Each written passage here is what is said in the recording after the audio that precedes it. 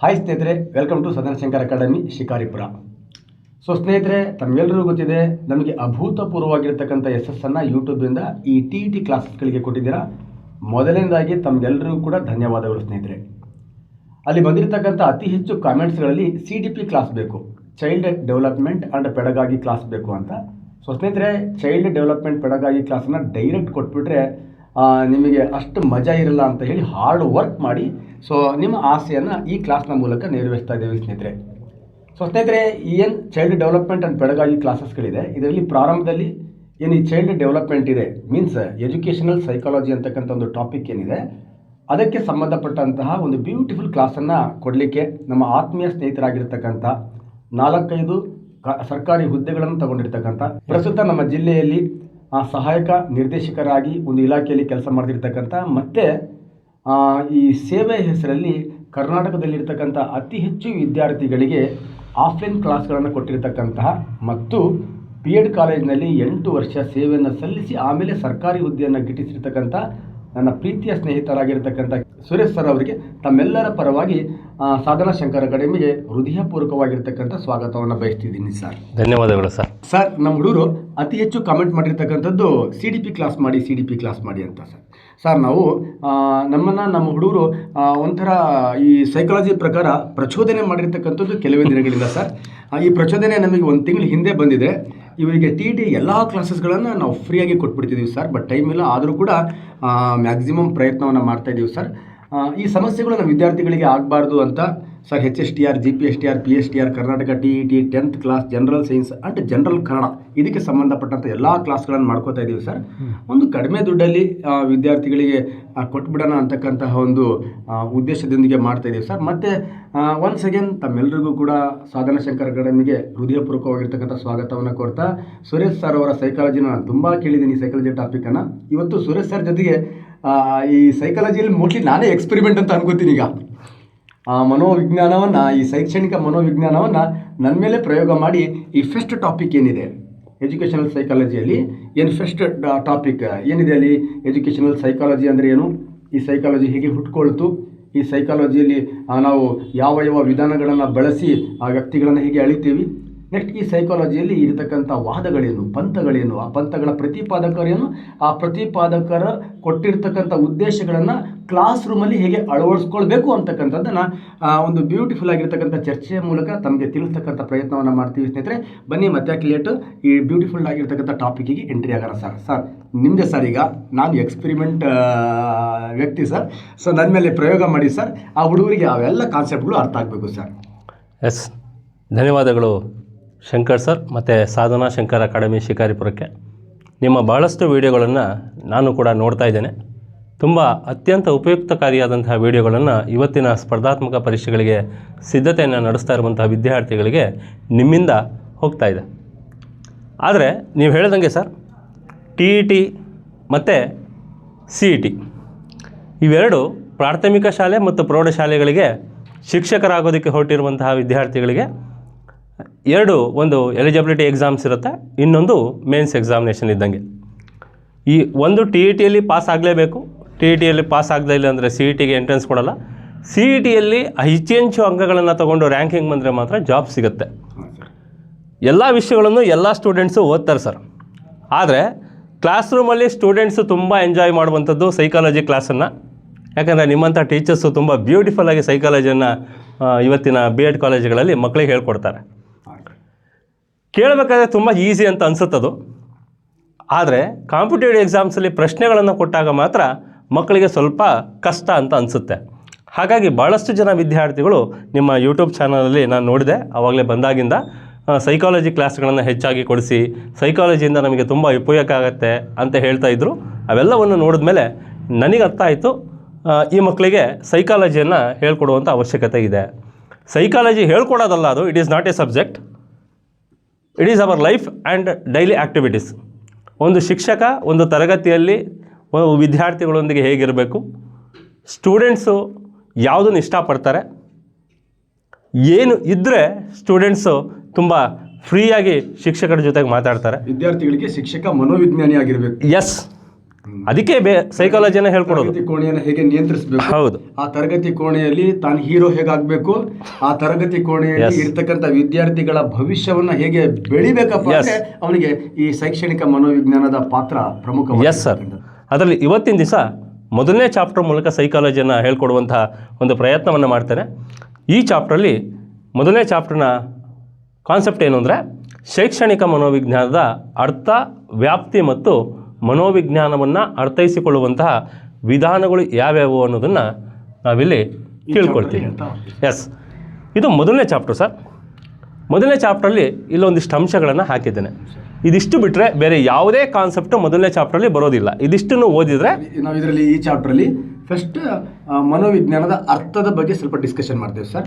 Yes sir. Next ಈ ಮನೋವಿಜ್ಞಾನ ಇದೆಯಲ್ವಾ, ಈ ಮನೋವಿಜ್ಞಾನದಿಂದ ಶೈಕ್ಷಣಿಕ ಮನೋವಿಜ್ಞಾನ ಹೇಗೆ ಬಂತು? Yes sir. ಶುದ್ಧ ಮನೋವಿಜ್ಞಾನ ಅಂದ್ರೆ ಏನು, ಅನ್ವಯಿಕ ಮನೋವಿಜ್ಞಾನ ಅಂದ್ರೆ ಏನು? ಎಸ್, ಖಂಡಿತ. ಅನ್ವಯಿಕ ಮನೋವಿಜ್ಞಾನದಲ್ಲಿ ಹಲವಾರು ವಿಭಾಗಗಳನ್ನ ಮತ್ತು ಅವುಗಳ ನಡುವೆ ಇರತಕ್ಕಂಥ ವ್ಯತ್ಯಾಸವನ್ನ ನಾವು ಈ ಚಾಪ್ಟರ್ ಅಲ್ಲಿ ಸ್ಟಡಿ ಮಾಡ್ತೀವಿ ಸರ್. ಎಸ್, ಅದಾದ್ಮೇಲೆ ನಾವು ಬರ್ತೀವಿ ಸರ್. ಶೈಕ್ಷಣಿಕ ಮನೋವಿಜ್ಞಾನ ಅಂದ್ರೆ ಏನು, ಮನೋವಿಜ್ಞಾನಕ್ಕೂ ಶೈಕ್ಷಣಿಕ ಮನೋವಿಜ್ಞಾನಕ್ಕೂ ಏನು ಡಿಫರೆನ್ಸ್ ಇದೆ, ಈ ಒಂದು ಶೈಕ್ಷಣಿಕ ಮನೋವಿಜ್ಞಾನದಲ್ಲಿ ಏನೆಲ್ಲ ಅಂಶಗಳ ಕುರಿತು ನಾವು ಇಡೀ ಮನೋವಿಜ್ಞಾನದಲ್ಲಿ ಅಧ್ಯಯನವನ್ನು ಮಾಡ್ತೇವೆ. ಶೈಕ್ಷಣಿಕ ಮನೋವಿಜ್ಞಾನದಲ್ಲಿ ವಿದ್ಯಾರ್ಥಿಗಳ ವರ್ತನೆಗಳನ್ನು ಅಧ್ಯಯನ ಮಾಡೋದಕ್ಕೆ ಒಬ್ಬ ಶಿಕ್ಷಕರಾದವರು ತರಗತಿ ಕೋಣೆಯಲ್ಲಿ ಯಾವ ವಿಧಾನಗಳನ್ನು ಬಳಸಿದರೆ ವಿದ್ಯಾರ್ಥಿಗಳ ವರ್ತನೆಗಳನ್ನು ಅತ್ಯಂತ ಸುಲಭವಾಗಿ ಅರ್ಥ ಮಾಡ್ಕೊಳ್ಬೋದು ಅನ್ನೋದನ್ನು ಇಲ್ಲಿ ನೋಡ್ತೇವೆ. ಈ ವರ್ತನೆಗಳನ್ನು ಅಧ್ಯಯನ ಮಾಡೋದಕ್ಕೆ ಒಂದೊಂದು ಮಾರ್ಗಗಳನ್ನು ಬಹಳಷ್ಟು ಜನ ಮನೋವಿಜ್ಞಾನಿಗಳು ಕೊಡ್ತಾ ಹೋಗಿದ್ದಾರೆ ಸರ್. ಅದರಲ್ಲಿ ಕೆಲವೊಂದು ಜನ ರಚನಾ ಪಂಥವನ್ನು ಕೊಡ್ತಾ ಹೋಗಿದ್ದಾರೆ, ಇದೇ ರೀತಿ ಕಲಿಯಬೇಕು ಅಂಥೇಳಿ. ಇನ್ನೂ ಕೆಲವೊಂದು ಜನ ಒಬ್ಬ ವ್ಯಕ್ತಿಯ ವರ್ತನೆಗಳನ್ನು ಅಧ್ಯಯನ ಮಾಡಬೇಕಂದ್ರೆ ನಾವು ಸ್ವತಂತ್ರವಾದಂಥ ಒಂದು ವಾತಾವರಣವನ್ನು ಕೊಡಬೇಕು, ಆ ಸ್ವತಂತ್ರವಾದಂಥ ಒಂದು ವಾತಾವರಣದಲ್ಲಿ ವ್ಯಕ್ತಿಗಳ ಅಧ್ಯಯನ ವರ್ತನೆಗಳು ಹೇಗಿರುತ್ತೆ, ಸ್ವತಂತ್ರವಾದಂಥ ವಾತಾವರಣವನ್ನು ಹೊರತಾಗಿ ನಿಯಂತ್ರಿತ ಸನ್ನಿವೇಶದಲ್ಲಿದ್ದಾಗ ಒಬ್ಬ ವ್ಯಕ್ತಿಯ ವರ್ತನೆಗಳನ್ನು ಹೇಗೆ ಬದಲಾವಣೆ ಆಗುತ್ತೆ, ರಚನಾತ್ಮಕವಾದ ಮತ್ತೆ ವರ್ತನವಾದ, ಗೆಸ್ಟಾಲ್ಟ್ ವಾದ, ಮಾನವತಾವಾದ, ಇವೆಲ್ಲ ಪಂಥಗಳ ಬಗ್ಗೆ ನಾವು ಈ ಜಾಗದಲ್ಲಿ ಸ್ಟಡಿ ಮಾಡ್ತೇವೆ. ನೆಕ್ಸ್ಟ್ ಕೊನೆಯದಾಗಿ ಈ ಒಂದು ಶೈಕ್ಷಣಿಕ ಮನೋವಿಜ್ಞಾನವನ್ನು ಶಿಕ್ಷಕರಾದವರು ಯಾಕೆ ಅರ್ಥ ಮಾಡಿಕೊಳ್ಬೇಕು, ಈ ಮನೋವಿಜ್ಞಾನದ ಅವಶ್ಯಕತೆ ಇವತ್ತಿನ ಶಿಕ್ಷಣ ಕ್ಷೇತ್ರಕ್ಕೆ ತುಂಬ ಇದೆ. ಅದು ಇಲ್ಲ ಅಂದರೆ ಇವತ್ತಿನ ತರಗತಿ ಕೋಣೆಗಳು ಏನಾಗ್ತವೆ ಅಂದರೆ ಕೇವಲ ಅಂಕಗಳಿಕೆಯ ಯಂತ್ರಗಳಾಗ್ತವೆ. ಅದಕ್ಕೋಸ್ಕರ ಈ ನಾನು ಒಬ್ಬ ಸ್ಕೂಲ್ ಟೀಚರ್ ಆಗಿರೋದ್ರಿಂದ ಸರ್, ಶಿಕ್ಷಣ ಕ್ಷೇತ್ರದಲ್ಲಿ ಶೈಕ್ಷಣಿಕ ಮನೋವಿಜ್ಞಾನ ಮಹತ್ವ ತುಂಬಾನೇ ಇದೆ ಸರ್. ಯಾಕಂದ್ರೆ ಇಡೀ ಶಾಲೆಯಲ್ಲಿ ಇರತಕ್ಕಂತಹ ವಿದ್ಯಾರ್ಥಿಗಳ ವರ್ತನೆಯನ್ನು ನಾವು ಹೇಗೆ ವೀಕ್ಷಣೆ ಮಾಡಬೇಕು, ನೆಕ್ಸ್ಟ್ ಆ ವರ್ತನೆಯನ್ನು ವೀಕ್ಷಣೆ ಮಾಡಲಿಕ್ಕೆ ನಮ್ಮ ಒಳಗಡೆ ನಾವು ಇಂಟ್ರಸ್ಪೆಕ್ಷನ್ ಅನ್ನು ಹೇಗೆ ಮಾಡಬೇಕು. ಅಷ್ಟೆಲ್ಲ ವಿದ್ಯಾರ್ಥಿಗಳಲ್ಲಿ ಯಾವೊಬ್ಬ ವಿದ್ಯಾರ್ಥಿ ಪದೇ ಶಾಲೆ ತಪ್ಪಿಸ್ತಿದ್ದಾನೆ, ಅವನಿಗೆ ಆ ಶಾಲೆ ಅಂದರೆ ಆಗ್ತಾ ಇಲ್ಲ. ಸೊ ಒಬ್ಬ ವಿದ್ಯಾರ್ಥಿಯ ವರ್ತನೆಯನ್ನು ಅಧ್ಯಯನ ಮಾಡಲಿಕ್ಕೆ ನಾವು ಯಾವ ವಿಧಾನವನ್ನು ಬಳಸಬೇಕು, ನೆಕ್ಸ್ಟ್ ಇಡೀ ಶಾಲೆಯನ್ನು ಒಂದು ಪರೀಕ್ಷೆಗೆ ಒಳಪಡಿಸಿ ಅದರಿಂದ ನಾವು ರಿಸಲ್ಟನ್ನು ಪಡ್ಕೊಳ್ಳಿಕ್ಕೆ ಯಾವ ವಿಧಾನಗಳನ್ನು ಬಳಸಬೇಕು, ಅವೆಲ್ಲ ಬ್ಯೂಟಿಫುಲ್ ಆಗಿರ್ತಕ್ಕಂಥ ಕ್ಲಾಸ್ ಸರ್. ಮತ್ತು ನಾನು ನಿಮ್ಮ ಜೊತೆಗೆ ಚರ್ಚೆ ಮಾಡ್ತಾ ಹೋಗೋಣ ಸರ್. ಈಗ ಯಾಕಂದರೆ ಇಮಿಡಿಯೇಟ್ ನಮ್ಮ ಹುಡುಗರಿಗೆ CDP ಬೇಕು ಸರ್. CDP ಬೇಕು. ಈಗ ನಾವೆಲ್ಲ ಈ ಸಿಲೆಬಸ್ ಚರ್ಚೆ ನಮಗೆ ಗೊತ್ತು, ಮುಂದಕ್ಕೆ ಹೋಗೋಣ ಅಂತ ಹೇಳಕತ್ತಾರೆ ಸರ್ ಅವರು. ಬಿಡೋಣ ಸರ್. Yes sir. ಇದರಲ್ಲಿ ಮೊದಲನೇ ಕಾನ್ಸೆಪ್ಟ್ ಮನೋವಿಜ್ಞಾನದ ಹುಟ್ಟು ಮತ್ತು ಬೆಳವಣಿಗೆ. ಸರ್, ಯಾವುದೇ ಒಂದು ವಿಷಯಗಳು ಸಾವಿರಾರು ವರ್ಷಗಳ ಹಿಂದೆ ಇರಲಿಲ್ಲ. ಎಲ್ಲ ವಿಷಯಗಳನ್ನು ಕೂಡ ನಾವು ಒಂದೇ ಒಂದು ವಿಷಯದ ಅಡಿಯಲ್ಲಿ ಓದ್ತಾ ಇದ್ವಿ. ಈ history, geography, physics, chemistry, Kannada, English, ಈ ಯಾವುದೇ ವಿಷಯಗಳು ಸ್ವಲ್ಪ ವರ್ಷಗಳ ಹಿಂದೆ, ನೂರಾರು ವರ್ಷಗಳ ಹಿಂದೆ ಇರಲಿಲ್ಲ ಸರ್. ಅವೆಲ್ಲವನ್ನು ಸಹ ನಾವು ಫಿಲಾಸಫಿ, ತತ್ವಶಾಸ್ತ್ರದ ಅಡಿಯಲ್ಲಿ ಓದ್ತಾ ಇದ್ವಿ ಸರ್. ರಾಜ್ಯಶಾಸ್ತ್ರದ ಪಿತಾಮಹ ಅರಿಸ್ಟಾಟಲ್, ಎಸ್ ಸರ್. ಜೀವಶಾಸ್ತ್ರದ ಪಿತಾಮಹ ಅರಿಸ್ಟಾಟಲ್, ಅವರೆಲ್ಲ ಫಿಲಾಸಫಿ. ಆದರೆ ತತ್ವಶಾಸ್ತ್ರದ ಪಿತಾಮಹ ಯಾರು ಅಂತ ಇವತ್ತಿನವರೆಗೂ ಹೇಳೋಕ್ಕಾಗಲಿಲ್ಲ ಸರ್. ಎಲ್ಲ ಶಾಸ್ತ್ರವನ್ನು ತತ್ವಶಾಸ್ತ್ರ. Correct sir. ಹಾಗಾಗಿ ಎಲ್ಲ ವಿಷಯಗಳನ್ನು ಸಹ ತತ್ವಶಾಸ್ತ್ರ ಎನ್ನುವಂಥ ಒಂದು ವಿಷಯದ ಅಡಿಯಲ್ಲಿ ಅಧ್ಯಯನವನ್ನು ಮಾಡ್ತಾ ಇದ್ವಿ. ಎಲ್ಲವೂ ಏನೇ ಓದಿದ್ರು, ಏನೇ ಕಲ್ತರೂ ಕೂಡ, ಏನೇ ವಿಷಯವನ್ನು ತಿಳ್ಕೊಳ್ಬೇಕಾದ್ರೂ ಕೂಡ ಅವೆಲ್ಲದಕ್ಕೂ ಒಂದೇ ಬೇಸ್ಮೆಂಟ್ ಯಾವುದು ಅಂದರೆ ತತ್ವಶಾಸ್ತ್ರ. ಚಿಕ್ಕರಿದ್ದಾಗ ಒಂದು ಮಾತು ಬೈತಿದ್ರು ಸರ್, ಬಾರಿ ಫಿಲಾಸಫಿ ಬಿಡೋ ನೀನು ಅಂತ. Yes sir. ಅದಾದಮೇಲೆ ಏನಾಯಿತು, ಸ್ವಲ್ಪ ವರ್ಷಗಳ ನಂತರ ಆಧುನಿಕತೆ ಬೆಳವಣಿಗೆ ಆಗ್ತಾ ಹೋದಂತೆ, ಇಡೀ ಸಮಾಜದಲ್ಲಿ ನಾಗರಿಕತೆಗಳು ಬೆಳವಣಿಗೆ ಆಗ್ತಾ ಹೋದಂತೆ ಮನುಷ್ಯ ವಿಚಾರಶೀಲನಾಗ್ತಾ ಹೋಗ್ತಾನೆ, ಜೊತೆಗೆ ಶೈಕ್ಷಣಿಕ ಜ್ಞಾನವನ್ನು ಪಡಿತಾ ಹೋಗ್ತಾನೆ. ಆಮೇಲೆ ಮನುಷ್ಯನಿಗೆ ಗೊತ್ತಾಗ್ತದೆ ಪ್ರತಿಯೊಂದು ವಿಷಯವೂ ಕೂಡ ತನ್ನದೇ ಆದಂತಹ ವಿಶೇಷತೆಯನ್ನು ಹೊಂದಿದೆ ಅಂಥೇಳಿ. ಹಾಗಾಗಿ ಆ ಎಲ್ಲ ವಿಷಯಗಳು ಕೂಡ ಪ್ರತ್ಯೇಕವಾದಂಥ ವಿಷಯಗಳಾಗಿ ಬರ್ತಾ ಹೋಗ್ತವೆ ಸರ್. ಆ ರೀತಿ ಪ್ರತ್ಯೇಕವಾಗಿ ತತ್ವಶಾಸ್ತ್ರದಿಂದ ಬೇರ್ಪಟ್ಟಂತಹ ಮತ್ತೊಂದು ಪ್ರಮುಖವಾದಂತಹ ವಿಷಯ ಯಾವುದು ಅಂದರೆ ಸೈಕಾಲಜಿ, ಮನೋವಿಜ್ಞಾನ ಅಂತ ನಾವು ಕರಿತೀವಿ. ಈ ಮನೋವಿಜ್ಞಾನದಲ್ಲಿ ನಾವು ಇಂಗ್ಲೀಷ್ನಲ್ಲಿ ಸೈಕಾಲಜಿ ಅಂತ ಕರಿತೀವಿ. ಈ ಸೈಕಾಲಜಿ ಎನ್ನುವಂತಹ ಒಂದು ಪದ ಗ್ರೀಕ್ ಭಾಷೆಯ ಸೈಕೆ ಮತ್ತು ಲಾಗೋಸ್ ಎನ್ನುವಂತಹ ಎರಡು ಪದಗಳಿಂದ ಹುಟ್ಕೊಂಡಿದೆ ಸರ್. ಸೈಕೆ ಅಂದರೆ ಆತ್ಮ, ಒಬ್ಬ ವ್ಯಕ್ತಿಯ ಆತ್ಮ, ಮನಸ್ಸು, ಬ್ರೈನ್ ಅಂತ ಕೆಲವೊಂದು ಜನ ಕರೀತಾರೆ. ಆತ್ಮ ಎಲ್ಲಿದೆ, ಹೇಗಿದೆ, ಅದು ಭಾಳಷ್ಟು ಗೊಂದಲಗಳಿದೆ ಸರ್. ಅದ್ರ ಬಗ್ಗೆ ನಾವು ಇವತ್ತು ಚರ್ಚೆ ಮಾಡೋದು ಬೇಡ. ಸೈಕೆ ಅಂದರೆ ಆತ್ಮ, ಲಾಗೋಸ್ ಅಂದರೆ ಸೈನ್ಸ್, ಅಧ್ಯಯನ. ಒಬ್ಬ ವ್ಯಕ್ತಿಯ ಆತ್ಮವನ್ನು ಕುರಿತು ವೈಜ್ಞಾನಿಕವಾಗಿ ಅಧ್ಯಯನ ಮಾಡುವಂತಹ ಒಂದು ವಿಷಯವನ್ನು ನಾವು ಸೈಕಾಲಜಿ ಅಂತ ಕರಿತೀವಿ. ಇದರಲ್ಲಿ ಒಂದು ಪ್ರಶ್ನೆ ಕೇಳ್ತಾನೆ, ಪದ ಉತ್ಪತ್ತಿಯ ಪ್ರಕಾರ ಸೈಕಾಲಜಿ ಈ ಕೆಳಕಂಡದ್ದನ್ನು ಅಧ್ಯಯನ ಮಾಡುತ್ತದೆ ಅಂತ ಕೇಳ್ತಾನೆ ಸರ್ ಅವನು ಎಕ್ಸಾಮಿಗೆ. ಹಾಂ, ಪದ ಉತ್ಪತ್ತಿಯ ಪ್ರಕಾರ ಸೈಕಾಲಜಿ ಎನ್ನುವಂತಹ ಪದ ಉತ್ಪತ್ತಿ ಸೈಕೋ ಮತ್ತು ಲಾಗೋಸ್ ಎನ್ನುವಂಥ ಎರಡು ಪದಗಳಿಂದ ಬಂದಿದೆ. ಅದರ ಅರ್ಥ ನಾನು ಆಲ್ರೆಡಿ ಹೇಳಿದ್ದೀನಿ. ಸೈಕೋ ಅಂದರೆ ಆತ್ಮ, ಲಾಗೋಸ್ ಅಂದರೆ ಸೈನ್ಸ್ ಆರ್ ಸ್ಟಡಿ ಅಂತೇಳಿ. ಸೊ ಪದ ಉತ್ಪತ್ತಿಯ ಪ್ರಕಾರ ಮನೋವಿಜ್ಞಾನದ ಅರ್ಥ ಏನು ಅಂದರೆ ಆತ್ಮವನ್ನು ಕುರಿತು ಅಧ್ಯಯನ ಮಾಡುವುದು, ವರ್ತನೆಗಳನ್ನು ಕುರಿತು ಅಲ್ಲ ಸರ್, ಆತ್ಮವನ್ನು ಕುರಿತು ಅಧ್ಯಯನ ಮಾಡುವಂಥದ್ದು. ಹಾಗಾಗಿ ಪದ ಉತ್ಪತ್ತಿಯ ಪ್ರಕಾರ ಮನೋವಿಜ್ಞಾನ ಅಂದರೆ ಆತ್ಮವನ್ನು ಕುರಿತು ಅಧ್ಯಯನ ಮಾಡುವಂತಹ ಒಂದು ಅಧ್ಯಯನದ ವಿಷಯವನ್ನು ನಾವು ಸೈಕಾಲಜಿ ಅಂತ ಕರಿತೀವಿ. ಸೊ ಈ ಸೈನ್ಸ್ಗಳಲ್ಲಿ ಎರಡು ಭಾಗಗಳಿದೆ ಸರ್. ಒಂದು ಶುದ್ಧ ವಿಜ್ಞಾನಗಳು ಮತ್ತು ಅನ್ವಯಿಕ ವಿಜ್ಞಾನಗಳು ಅಂತ. ಶುದ್ಧ ವಿಜ್ಞಾನಗಳು ಅಂದರೆ ವೈಜ್ಞಾನಿಕ ತಂತ್ರಗಳನ್ನು ಅಳವಡಿಸಿ ಯಾವುದೇ ಒಂದು ವಿಷಯವನ್ನು ಪ್ರಯೋಗಶಾಲಾ ಸನ್ನಿವೇಶಗಳಲ್ಲಿ ಯಂತ್ರ ಸಾಮಗ್ರಿಗಳನ್ನು ಬಳಸಿ ನಾವು ಅಧ್ಯಯನ ಮಾಡುವಂತಹ ಒಂದು ವ್ಯವಸ್ಥೆ. ಶುದ್ಧ ವಿಜ್ಞಾನ ಅಂದರೆ ಮೂಲ ವಿಜ್ಞಾನ ಸರ್. Yes sir. ಮೂಲ ವಿಜ್ಞಾನದಿಂದ ಬೇರೆ ಬೇರೆ ಬ್ರಾಂಚ್ಗಳೇನು ಬರ್ತಾವ ಅವಕ್ಕೆ ಏನಂತ ಕರಿತೀವಿ, ಅನ್ವಯಿಕ ವಿಜ್ಞಾನ ಸರ್. ಸರ್, ಈಗ ನೀವು ಸೈನ್ಸ್ ಟೀಚರ್ ಆಗಿದ್ದೀರಿ. ನಿಮ್ಮಷ್ಟು ಸುಂದರವಾಗಿ ಸೈನ್ಸನ್ನು ನನ್ನ ಪ್ರಕಾರ ಕರ್ನಾಟಕದಲ್ಲಿ ಯಾರೂ ಮಾಡ್ತಾ ಇಲ್ಲ ಅಂತ ನಾನು ಅನ್ಕೊಂಡಿದ್ದೇನೆ. As a science teacher, science means it is a specific concepts ಅಂತ ಸರ್ ಹೇಳಿದಾಗ ಅರ್ಥ. ನಿಮ್ಮೆಲ್ಲ ಒಂದು ವಿಶೇಷವಾಗಿರ್ತಕ್ಕಂತಹ ಮಾಹಿತಿ ಸಾಧನಾ ಶಂಕರ್ ಯೂಟ್ಯೂಬ್ ಚಾನಲ್ ತುಂಬ ನೋಡಿ. ಈಗ ಟಿಗೆ ಸಂಬಂಧಪಟ್ಟಂಥ ಕ್ಲಾಸ್ಗಳನ್ನು ಅಭೂತಪೂರ್ವಕವಾಗಿ ನೋಡ್ತಿದ್ದೀರಾ. ಸೈನ್ಸ್ ಒಳ್ಳೊಳ್ಳೆ ಕ್ಲಾಸ್ಗಳನ್ನು ಮಾಡಿದ್ದೀನಿ. ಆ ಹಿಂದ್ಗಡೆ ಇರ್ತಕ್ಕಂಥ ಪ್ಲೇಲಿಸ್ಟಿಗೆ ಹೋಗಿ ಎಲ್ಲ ವೀಡಿಯೋಗಳನ್ನು ನೋಡಿ ನೋಟ್ಸ್ ಮಾಡ್ಕೊಳ್ಳಿ. ನೀವು ಮ್ಯಾಕ್ಸಿಮಮ್ ಸೈನ್ಸ್ನ ಎಲ್ಲ ನಾಡಿದಲ್ಲಿ ನಿಮಗೆ ಸಿಗುತ್ತೆ ಅಂತ ಸರ್. Yes sir. ಇಲ್ಲಿ ಶುದ್ಧ ಮನೋವಿಜ್ಞಾನ ಅಂದರೆ ಇಷ್ಟೇ, ವೈಜ್ಞಾನಿಕ ತಂತ್ರಗಳನ್ನು, ವಿಧಾನಗಳನ್ನು, ಮಾರ್ಗಗಳನ್ನು ಅನುಸರಿಸಿ ಒಬ್ಬ ವ್ಯಕ್ತಿಯ ವರ್ತನೆಗಳನ್ನು ಹೇಗೆ ಅಧ್ಯಯನವನ್ನು ಮಾಡಬೇಕು, ಹೇಗೆ ಅಧ್ಯಯನವನ್ನು ಮಾಡ್ತೀವಿ, ಅದರಿಂದ ಯಾವ ರೀತಿಯಾಗಿ ಫಲಿತಾಂಶಗಳನ್ನು ಪಡಿತೀವಿ ಅನ್ನೋದು ಸೈಕಾಲಜಿ ಸರ್. ಆದರೆ ನಾವಿಲ್ಲಿ ಸೈಕಾಲಜಿಯನ್ನು ಎಲ್ಲರೂ ಕೂಡ ಅಧ್ಯಯನ ಮಾಡೋದಕ್ಕೆ ಸಾಧ್ಯ ಇಲ್ಲ. ಇಟ್ ಈಸ್ ಆಲ್ಸೋ ಸೈನ್ಸ್ ಅಂತ ನಾವು ಆಲ್ರೆಡಿ ಹೇಳಿದ್ದೀವಿ. ಅದಕ್ಕೆ ಅದರದ್ದೇ ಆದಂತಹ ಒಂದು ತಂತ್ರಗಳಿರುತ್ತೆ, ಅದರದ್ದೇ ಆದಂತಹ ಒಂದು ಮಾರ್ಗಗಳಿರುತ್ತೆ ಸರ್. ಅವರು ಟೀಚರ್ಸ್ ಆಗಿ ಒಬ್ಬ ವ್ಯಕ್ತಿಯ ಮನಸ್ಸು ಹೇಗೆ ವರ್ತನೆ ಮಾಡ್ತದೆ, ಅಬ್ನಾರ್ಮಲಿ ಹೇಗೆ ಬಿಹೇವ್ ಮಾಡ್ತಾ ಇದ್ದಾರೆ, ಇದಕ್ಕೆಲ್ಲ ಕಾರಣಗಳೇನು, ಅದನ್ನು ಹೇಗೆ ನಾವು ಮೆಡಿಕೇಟ್ ಮಾಡಬೇಕು ಅನ್ನೋದನ್ನು ಕ್ಲಿನಿಕಲ್ ಸೈಕಾಲಜಿಗಳಲ್ಲೆಲ್ಲ ಹೇಳ್ಕೊಡ್ತಾರೆ. ಆದರೆ ಈ ಸೈಕಾಲಜಿಯನ್ನು ನಾವು ಶಾಲೆಗಳಲ್ಲಿ ಅಳವಡಿಸೋದಕ್ಕೆ ಸಾಧ್ಯ ಆಗೋದಿಲ್ಲ. ನಮಗೆ ಬೇಕಾಗಿರೋದು ಈ ಸೈಕಾಲಜಿಯಲ್ಲಿ ನಮ್ಮ ಶಾಲಾ ಸನ್ನಿವೇಶದಲ್ಲಿ, ನಮ್ಮ ತರಗತಿಯ ಸನ್ನಿವೇಶದಲ್ಲಿ ನಮಗಿರುವಂತಹ ವಿಷಯಗಳನ್ನು ಕಲಿಸುವುದರ ಜೊತೆಗೆ ಒಬ್ಬ ವ್ಯಕ್ತಿಯನ್ನು ಉತ್ತಮ ನಾಗರಿಕರನ್ನಾಗಿ ಪರಿವರ್ತನೆ ಮಾಡೋದಕ್ಕೆ ನಾವು ಈ ಸೈಕಾಲಜಿಯನ್ನು ಹೇಗೆ ಬಳಸ್ಬೋದು ಅಂತ ಮಾತ್ರ ನಾವು ಇಲ್ಲಿ ಅಧ್ಯಯನ ಮಾಡ್ತೀವಿ. ಹಾಗಾಗಿ ಈ ಸೈಕಾಲಜಿಯನ್ನು ಪ್ರಪಂಚದ ಅನೇಕ ಕ್ಷೇತ್ರಗಳಲ್ಲಿ ಅನೇಕ ಜನ ಅನ್ವಯ ಮಾಡ್ಕೊಳ್ತಾ ಇದ್ದಾರೆ ಸರ್. ಇಂಡಸ್ಟ್ರಿ, ಕಲಿಕೆ ಮತ್ತು ಬೋಧನೆಯಲ್ಲಿ ಈ ಮನೋವಿಜ್ಞಾನವನ್ನು ನಾವು ಅನ್ವಯನ ಮಾಡಿಕೊಂಡ್ರೆ ಅದು ಶೈಕ್ಷಣಿಕ ಮನೋವಿಜ್ಞಾನ. ಇದೇ ಮನೋವಿಜ್ಞಾನದ ತಂತ್ರಗಳನ್ನು ಇಂಡಸ್ಟ್ರಿಯಲ್ಲಿ ಅಳವಡಿಸಿಕೊಂಡ್ರೆ ಎಸ್ ಔದ್ಯೋಗಿಕ ಮನೋವಿಜ್ಞಾನ, ಅಪ್ಲೋಡ್ ಮಾಡಿಕೊಂಡ್ರೆ ಚಿಕಿತ್ಸಕ ಮನೋವಿಜ್ಞಾನ. ಹಾಗಾಗಿ ನಾವು ಚಿಕಿತ್ಸೆನೂ ಮಾಡ್ತಾ ಇಲ್ಲ, ಯಾವುದೋ ಒಂದು ಇಂಡಸ್ಟ್ರಿನೂ ಓಪನ್ ಮಾಡ್ತಾ ಇಲ್ಲ, ಅಥವಾ ಇನ್ಯಾವುದೋ ಒಂದು ಹಾಸ್ಪಿಟಲ್ಗಳನ್ನು ಕೂಡ ನಾವು ಓಪನ್ ಮಾಡ್ತಾ ಇಲ್ಲ. ಒಬ್ಬ ವ್ಯಕ್ತಿ ಊರಲ್ಲಿ ಹೋಗುವಂತಹ ಎಲ್ಲರ ವರ್ತನೆಗಳನ್ನು ತಿಳಿಯುವಂಥ ಅವಶ್ಯಕತೆಯೂ ನನಗೂ ಇಲ್ಲ ಸರ್, ನಿಮಗೂ ಇಲ್ಲ ಸರ್. ಭವ್ಯ ಭಾರತವನ್ನು ಕಟ್ತಕ್ಕಂಥ ಒಬ್ಬ ಬ್ಯೂಟಿಫುಲ್ ವಿದ್ಯಾರ್ಥಿಯನ್ನು ರೆಡಿ ಮಾಡಲಿಕ್ಕೆ ಶೈಕ್ಷಣಿಕ ಮನೋವಿಜ್ಞಾನವನ್ನು ಅವಶ್ಯಕತೆ ಇದೆ. ಶಿಕ್ಷಣ ಕ್ಷೇತ್ರದಲ್ಲಿ ನಾವು ಮನೋವಿಜ್ಞಾನದ ತಂತ್ರಗಳನ್ನು ಅನ್ವಯ ಮಾಡ್ಕೊಳ್ತಾ ಇದ್ದೀವಿ. ಅನ್ವಯ ಮಾಡಿಕೊಂಡು ಒಂದು ತರಗತಿ ವಾತಾವರಣನ ರೂಪಿಸ್ತಾ ಇರೋದ್ರಿಂದ ಶೈಕ್ಷಣಿಕ ಮನೋವಿಜ್ಞಾನ ಒಂದು ಅನ್ವಯಿಕ ಮನೋವಿಜ್ಞಾನವೇ ಹೊರತು ಶುದ್ಧ ಮನೋವಿಜ್ಞಾನ ಅಲ್ಲ ಸರ್. ಭಾಳ ಸರಿ ಕೇಳ್ತಾರೆ ಎಕ್ಸಾಮಿನೇಷನಲ್ಲಿ. ಶೈಕ್ಷಣಿಕ ಮನೋವಿಜ್ಞಾನ ಒಂದು ಅನ್ವಯಿಕ ಮನೋವಿಜ್ಞಾನನ ಅಥವಾ ಒಂದು ಶುದ್ಧ ಮನೋವಿಜ್ಞಾನ ಅಂತ ಕೇಳ್ತಾರೆ. ನಾನು ಆಲ್ರೆಡಿ ಹೇಳಿದ್ದೀನಿ, ನಾನು ಮನೋವಿಜ್ಞಾನದ ತಂತ್ರಗಳನ್ನು ಕೆಲವೊಂದು ಸಂದರ್ಭಗಳಲ್ಲಿ ಶಿಕ್ಷಣ ಕ್ಷೇತ್ರದಲ್ಲಿ ಅವಶ್ಯಕವಾಗಿರುವಂತಹ ಸಂದರ್ಭಗಳಲ್ಲಿ ಮಾತ್ರ ನಾವು ಅದನ್ನು ಬಳಸೋದ್ರಿಂದ ಮನೋವಿಜ್ಞಾನದ ಎಲ್ಲ ಅಂಶಗಳನ್ನು ನಾವಿಲ್ಲಿ ಬಳಸೋದಿಲ್ಲ. ಕೆಲವೇ ಕಾನ್ಸೆಪ್ಟ್ಗಳನ್ನು ಅನ್ವಯ ಮಾಡಿಕೊಂಡು ನಾವು ತರಗತಿ ಸನ್ನಿವೇಶವನ್ನು ರೂಪಿಸೋದ್ರಿಂದ ಶೈಕ್ಷಣಿಕ ಮನೋವಿಜ್ಞಾನ ಒಂದು ಅನ್ವಯಿಕ ಮನೋವಿಜ್ಞಾನ ಸರ್. ಇದು ಕ್ಲಿಯರ್ ಕಟ್. ಒಟ್ಟಾರೆಯಾಗಿ ಇದ್ರದ್ದು ಥೀಮ್ ಏನು ಹೇಳ್ಬೋದು ಅಂದ್ರೆ, ಮನೋವಿಜ್ಞಾನ ಅಂದ್ರೆ ವರ್ತನೆ ಮತ್ತು ಅನುಭವಗಳ ಬಗ್ಗೆ ಅಧ್ಯಯನ ಮಾಡುತ್ತೆ. ಎಸ್. ಶೈಕ್ಷಣಿಕ ಅಂದ್ರೆ ಕಲಿಕೆ ಮತ್ತು ಬೋಧನೆ ಇರುತ್ತೆ. ಎಸ್.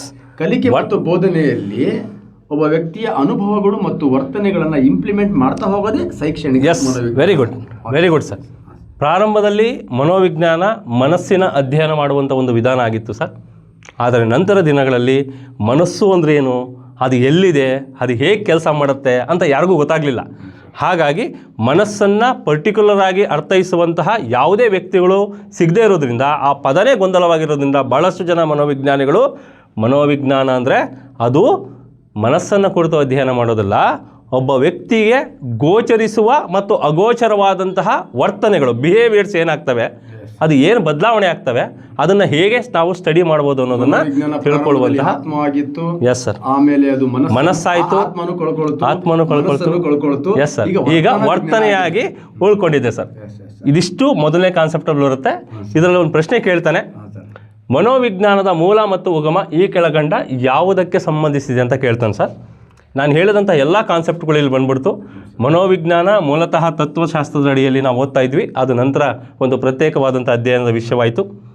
ಇದು ಗ್ರೀಕ್ ಮೂಲದ ಸೈಕೆ ಮತ್ತು ಲಾಗೋಸ್ ಎನ್ನುವಂತಹ ಎರಡು ಪದಗಳಿಂದ ಬಂದಿದೆ. ಅದರ ಅರ್ಥ ಆತ್ಮವನ್ನು ಕುರಿತು ಅಧ್ಯಯನ ಮಾಡುವಂಥದ್ದು ಅಂತ ಆಲ್ರೆಡಿ ಹೇಳಿದ್ದೇನೆ.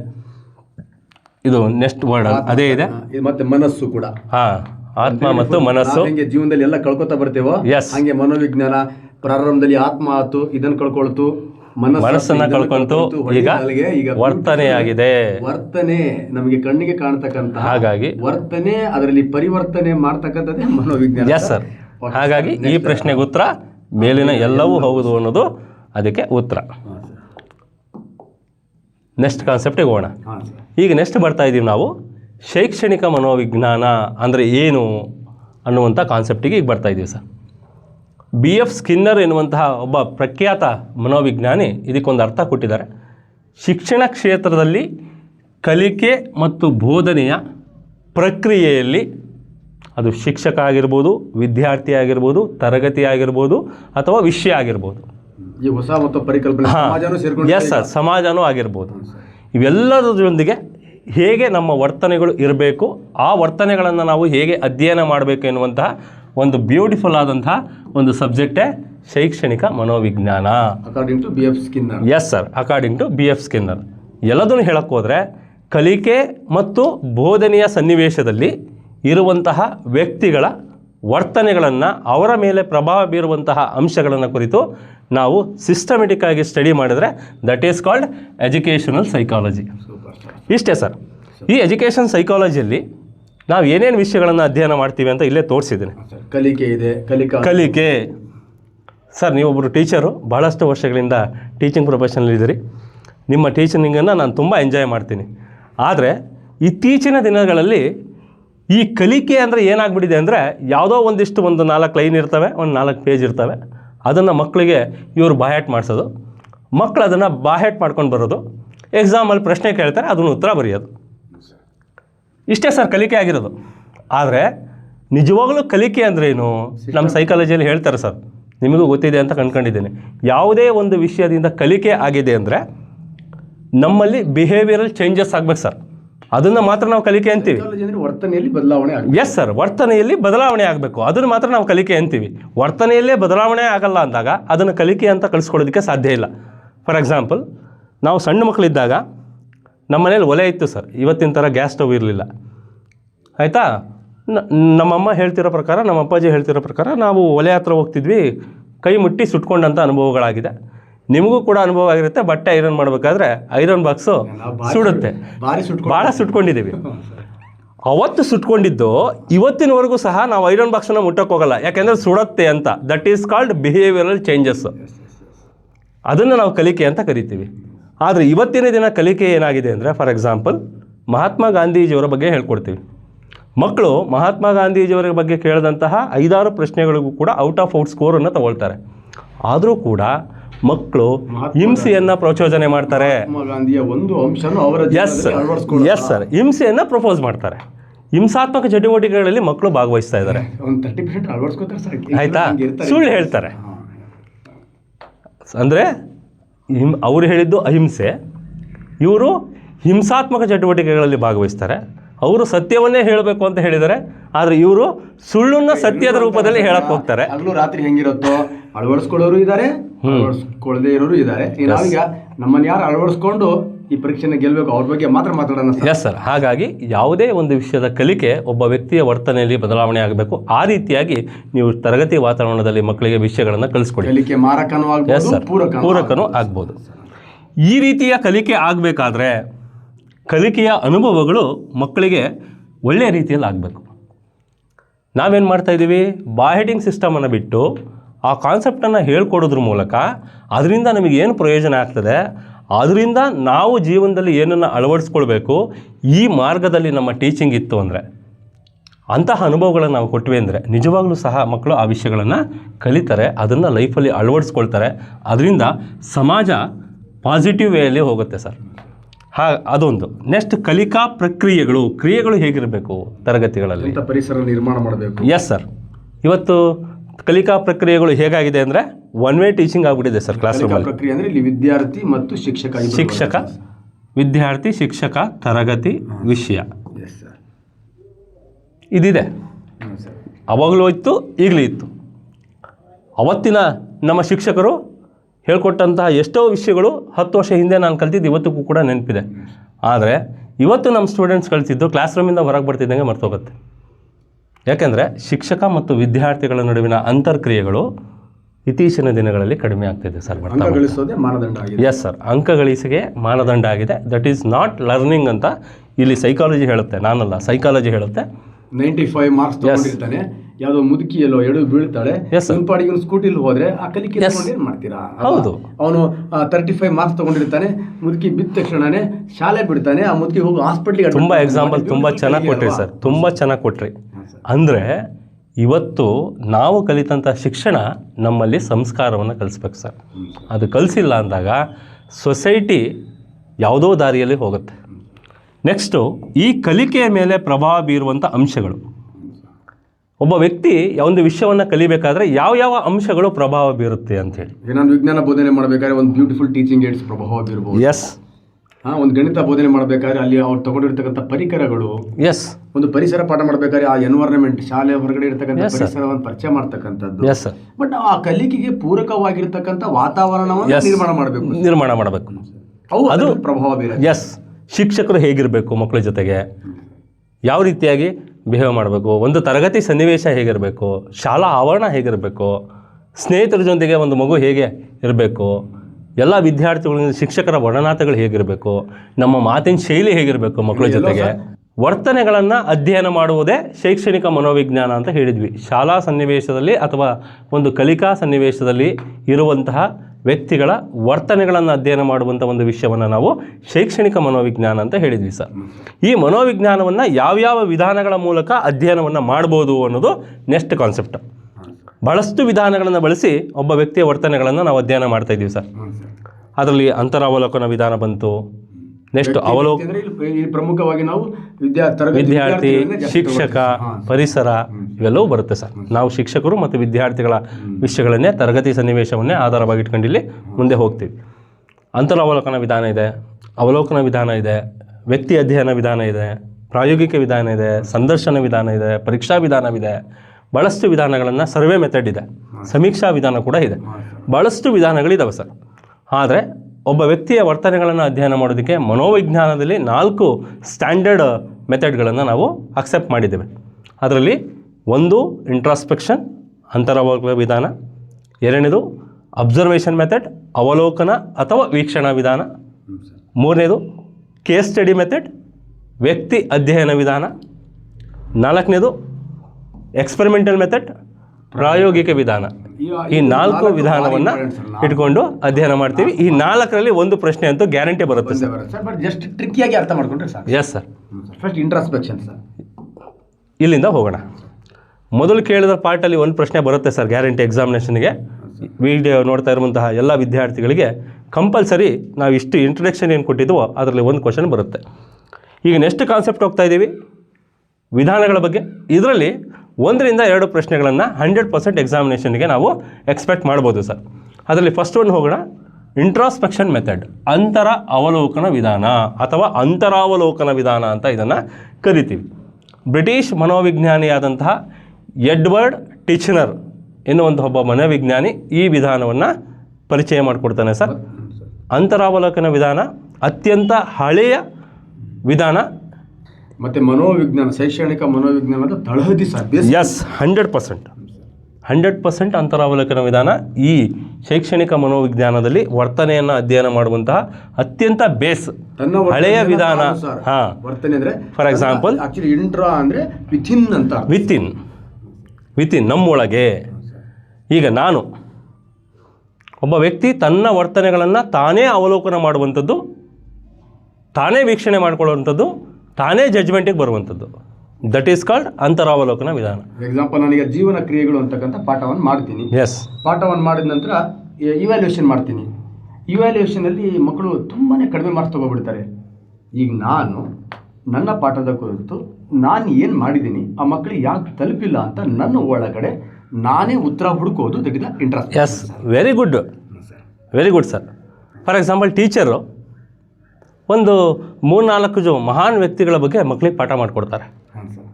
ಸ್ವಾಮಿ ವಿವೇಕಾನಂದರಿದ್ದಾರೆ, ನಮ್ಮ ಕಲಾಂಜಿ ಇದ್ದಾರೆ, ಅಬ್ದುಲ್ ಕಲಾಂ, ಆಮೇಲೆ ಇತ್ತೀಚೆಗಷ್ಟೇ ನಮ್ಮನ್ನು ಅಗಲಿದಂಥ ಸಾಲು ಮರದ ತಿಮ್ಮಕ್ಕ, 1-2-3 ಜನ ಭಾಳಷ್ಟು ವ್ಯಕ್ತಿತ್ವಗಳ ಬಗ್ಗೆ ಮಕ್ಕಳಿಗೆ ಪರಿಚಯ ಮಾಡಿಕೊಡ್ತಾ ಇರ್ತಾರೆ. ಅದರಲ್ಲಿ ಆ 3 ಜನರ ವ್ಯಕ್ತಿತ್ವಗಳನ್ನು ಎಲ್ಲ ನೋಡಿದಂತಹ ವಿದ್ಯಾರ್ಥಿಗಳಲ್ಲಿ ಯಾವನೋ ಒಬ್ಬ ವಿದ್ಯಾರ್ಥಿ, ಯಾವುದೋ ಒಂದು ಮಗು, ನಾನೂ ಕೂಡ ಇಡೀ ಭಾರತ ದೇಶಕ್ಕೆ ಅಬ್ದುಲ್ ಕಲಾಂ ಥರ ಒಬ್ಬ ವಿಜ್ಞಾನಿ ಆಗಬೇಕು, ಅದಕ್ಕೆ ನಾನು ಏನೇನು ಮಾಡಬೇಕು, ನಾನು ಹೀಗೇ ಆಗಬೇಕು, ಅವರು ಏನು ಒಂದು ಸಂಶೋಧನೆಯನ್ನು ಭಾರತ ಕೊಟ್ಟರು ಆ ರೀತಿ ನಾನು ಆಗಬೇಕು ಅಂತ ಒಳಗೊಳಗೆ ಅಂದ್ಕೊಳ್ತಾನಲ್ಲ ಸರ್. ಅವನ ವರ್ತನೆಗಳನ್ನು ಅವನೇ ನಿರ್ಧಾರ ಮಾಡ್ತಾನಲ್ಲ. ಅದೇ ಮತ್ತೆ ನೆಕ್ಸ್ಟ್ ನಾವು ವಿಕಾಸಕ್ಕೆ ಹೋಗ್ಬಿಡ್ತೀವಿ ಸರ್. ಎಸ್, ಕಲಿಕೆಯಲ್ಲಿ ವಿಕಾಸ ಅಂತ ಮುಂದಿನ ಪಾಠ ಹೋಗ್ಬಿಡ್ತೀವಿ ಸರ್. ಹೌದು. ಈ ಥರ ಒಂದು ಕಲಿಕೆ ನಿಮ್ಮ ಒಂದು ಸಮಾಜ ಪಾಠದಿಂದ ಆ ಮಗುವಿನ ಹೃದಯದಲ್ಲಿ ಸೃಷ್ಟಿಯಾದರೆ ಎಸ್, ಅದು ವಿಕಾಸ ಆಗಿ ನಾಳೆ ಒಬ್ಬ ಭಾರತವನ್ನ ಬೆಳಗ್ತಕ್ಕಂಥ ಒಬ್ಬ ವ್ಯಕ್ತಿ, ಅಲ್ಲಿಂದ ಅದು ಪರ್ಸನಾಲಿಟಿಗೆ ಬರುತ್ತೆ ಸರ್. ಅದಕ್ಕೆ ಇಂಟ್ರಾಸ್ಪೆಕ್ಷನ್ ಅಂತ ಕರಿತೀವಿ. Thanks sir. ಆಮೇಲೆ ಇನ್ನೊಂದು ಅವಲೋಕನ ವಿಧಾನ, ಅಬ್ಸರ್ವೇಷನ್ ಮೆಥಡ್. ಎಸ್, ಅಂತರಾವಲೋಕನ ವಿಧಾನದಲ್ಲಿ ಒಬ್ಬ ವ್ಯಕ್ತಿ ತನ್ನ ವರ್ತನೆಗಳನ್ನು ತಾನೇ ಅಧ್ಯಯನ ಮಾಡ್ತಾನೆ, ಅದನ್ನು ಅಂತರಾವಲೋಕನ ಅಂತ ಕರಿತೀವಿ. ಅವಲೋಕನ ವಿಧಾನದಲ್ಲಿ ಒಬ್ಬ ವ್ಯಕ್ತಿಯ ವರ್ತನೆಗಳನ್ನು ಇನ್ನೊಬ್ಬ ವ್ಯಕ್ತಿ ಅಧ್ಯಯನ ಮಾಡುವಂಥದ್ದು. ಫಾರ್ ಎಕ್ಸಾಂಪಲ್, ನನ್ನ ಮುಂದೆ ಶಂಕರ್ ಇದ್ದಾರೆ, ಒಂದು ಗುಂಪು ಕೂಡ ಇರಬಹುದು. ಹಾಂ, ಒಂದು ಗುಂಪು ಇರ್ಬೋದು, ಒಬ್ಬ ವ್ಯಕ್ತಿ ಇರ್ಬೋದು, ಗುಂಪಿನಲ್ಲಿರುವಂಥ ವ್ಯಕ್ತಿ ಇರ್ಬೋದು, ವ್ಯಕ್ತಿ ಇರುವಂಥ ಗುಂಪಾಗಿರ್ಬೋದು. ಈಗ ಶಂಕರ್ ಸರ್ ಇದ್ದಾರೆ. ಶಂಕರ್ ಸರ್ ಹೇಗೆ, ಅವ್ರ ನಾಲೆಡ್ಜ್ ಎಷ್ಟಿದೆ, ಅವ್ರು ಡೈಲಿ ಏನು ಮಾಡ್ತಾರೆ, ಯಾತಕ್ಕೋಸ್ಕರ ಒಬ್ಬ ಬ್ಯೂಟಿಫುಲ್ ಸೈನ್ಸ್ ಟೀಚರ್ ಆಗಿ ಅವರು ಬದಲಾವಣೆ ಆದರು ಸರ್. ಇಲ್ಲಿ ಯಾಕಂದರೆ ಎಕ್ಸಾಂಪಲ್ ಬರುತ್ತೆ, ಇದು ವ್ಯಕ್ತಿನಿಷ್ಠ ಸರ್. ಅದು ನೆಕ್ಸ್ಟ್ ಹೋಗ್ತೀನಿ ಸರ್. ಅದು ಇವೆರಡು ಆದಮೇಲೆ ಡಿಫ್ರೆನ್ಸ್ ಹೇಳ್ತೀನಿ, ಅವಾಗ ಅಲ್ಲಿ ಹೇಳ್ತೀನಿ. ಒಬ್ಬ ವ್ಯಕ್ತಿಯ ವರ್ತನೆಗಳನ್ನು ಇನ್ನೊಬ್ಬ ವ್ಯಕ್ತಿ ಬಾಹ್ಯವಾಗಿ ಹೊರಗಡೆಯಿಂದ ಅಬ್ಸರ್ವೇಷನ್ ಮಾಡೋದು, ಆಂತರಿಕವಾಗಿ ಅಬ್ಸರ್ವೇಷನ್ ಮಾಡೋಕ್ಕಾಗಲ್ಲ. ಹಾಗಾಗಿ ಒಬ್ಬ ವ್ಯಕ್ತಿಯ ವರ್ತನೆಗಳನ್ನು ಇನ್ನೊಬ್ಬ ವ್ಯಕ್ತಿ ಬಾಹ್ಯವಾಗಿ ವೀಕ್ಷಣೆ ಮಾಡುವಂಥದ್ದು, ಅದರ ಮೂಲಕ ಆ ವ್ಯಕ್ತಿಯ ವರ್ತನೆಗಳ ಬಗ್ಗೆ ಒಂದು ನಿರ್ಧಾರಕ್ಕೆ ಬರುವಂಥದ್ದು ಅವಲೋಕನ ವಿಧಾನ. ಅದರಲ್ಲೇ ಇದೆ ಅಬ್ಸರ್ವೇಷನ್. ಅಬ್ಸರ್ವ್ ಮಾಡೋದ್ರ ಮೂಲಕ ಅವನ ವ್ಯಕ್ತಿತ್ವವನ್ನು ಅಥವಾ ವ್ಯಕ್ತಿಯ ವರ್ತನೆಗಳನ್ನು ಅಧ್ಯಯನ ಮಾಡೋದು. ಈ ವಿಧಾನವನ್ನು JB ವ್ಯಾಟ್ಸನ್ ಎನ್ನುವಂತಹ ಅಮೇರಿಕದ ಪ್ರಖ್ಯಾತ ಮನೋವಿಜ್ಞಾನಿ ಪರಿಚಯವನ್ನು ಮಾಡಿಕೊಟ್ರು ಸರ್. ಇಲ್ಲಿ ತನಕ ನೀವು ಹೇಳ್ದಂಗೆ ಆವಾಗಲೇ ಹೇಳ್ತಿದ್ರಿ, ಸೈಕಾಲಜಿ ಎನ್ನುವಂಥದ್ದು ಆತ್ಮದ ವಿಜ್ಞಾನವಾಗಿ ಆತ್ಮವನ್ನು ಕಳ್ಕೊಂತು, ಮನಸ್ಸಿನ ವಿಜ್ಞಾನವಾಗಿ ಮನಸ್ಸನ್ನು ಕಳ್ಕೊಂತು. ಆದರೆ ವರ್ತನೆ ವಿಜ್ಞಾನವಾಗಿ ವರ್ತನೆಯನ್ನು ಉಳಿಸ್ಕೊಂಡಿದೆ ಅಂದರೆ ಅದಕ್ಕೆ ಮೂಲ ಕಾರಣ ಅಮೇರಿಕಾದ ಮನೋವಿಜ್ಞಾನಿ ಮತ್ತು ವರ್ತನವಾದಿಯಾದಂಥ JB ವ್ಯಾಟ್ಸನ್. ಇವರು ಅವಲೋಕನ ವಿಧಾನವನ್ನು ಪರಿಚಯ ಮಾಡಿಕೊಡ್ತಾರೆ. ಅವಲೋಕನ ವಿಧಾನ ಅಂದರೆ ಏನು ಅಂದರೆ, ಉದ್ದೇಶಪೂರ್ವಕವಾಗಿ, ಏನೂ ಗೊತ್ತಿಲ್ಲದೆ ಅಲ್ಲ, ಸುಮ್ಮನೆ ಅಲ್ಲ, ಉದ್ದೇಶಪೂರಿತವಾಗಿ ಒಬ್ಬ ವ್ಯಕ್ತಿಯ ಬಾಹ್ಯ ವರ್ತನೆಗಳನ್ನು ಅಧ್ಯಯನ ಮಾಡೋದು. ಒಬ್ಬ ವ್ಯಕ್ತಿಯಾಗಿರ್ಬೋದು ಅಥವಾ ಒಂದು ಗುಂಪಿಂದ ಆಗಿರ್ಬೋದು. ಇಲ್ಲಿ ಏನಾಗುತ್ತೆ ಅಂದರೆ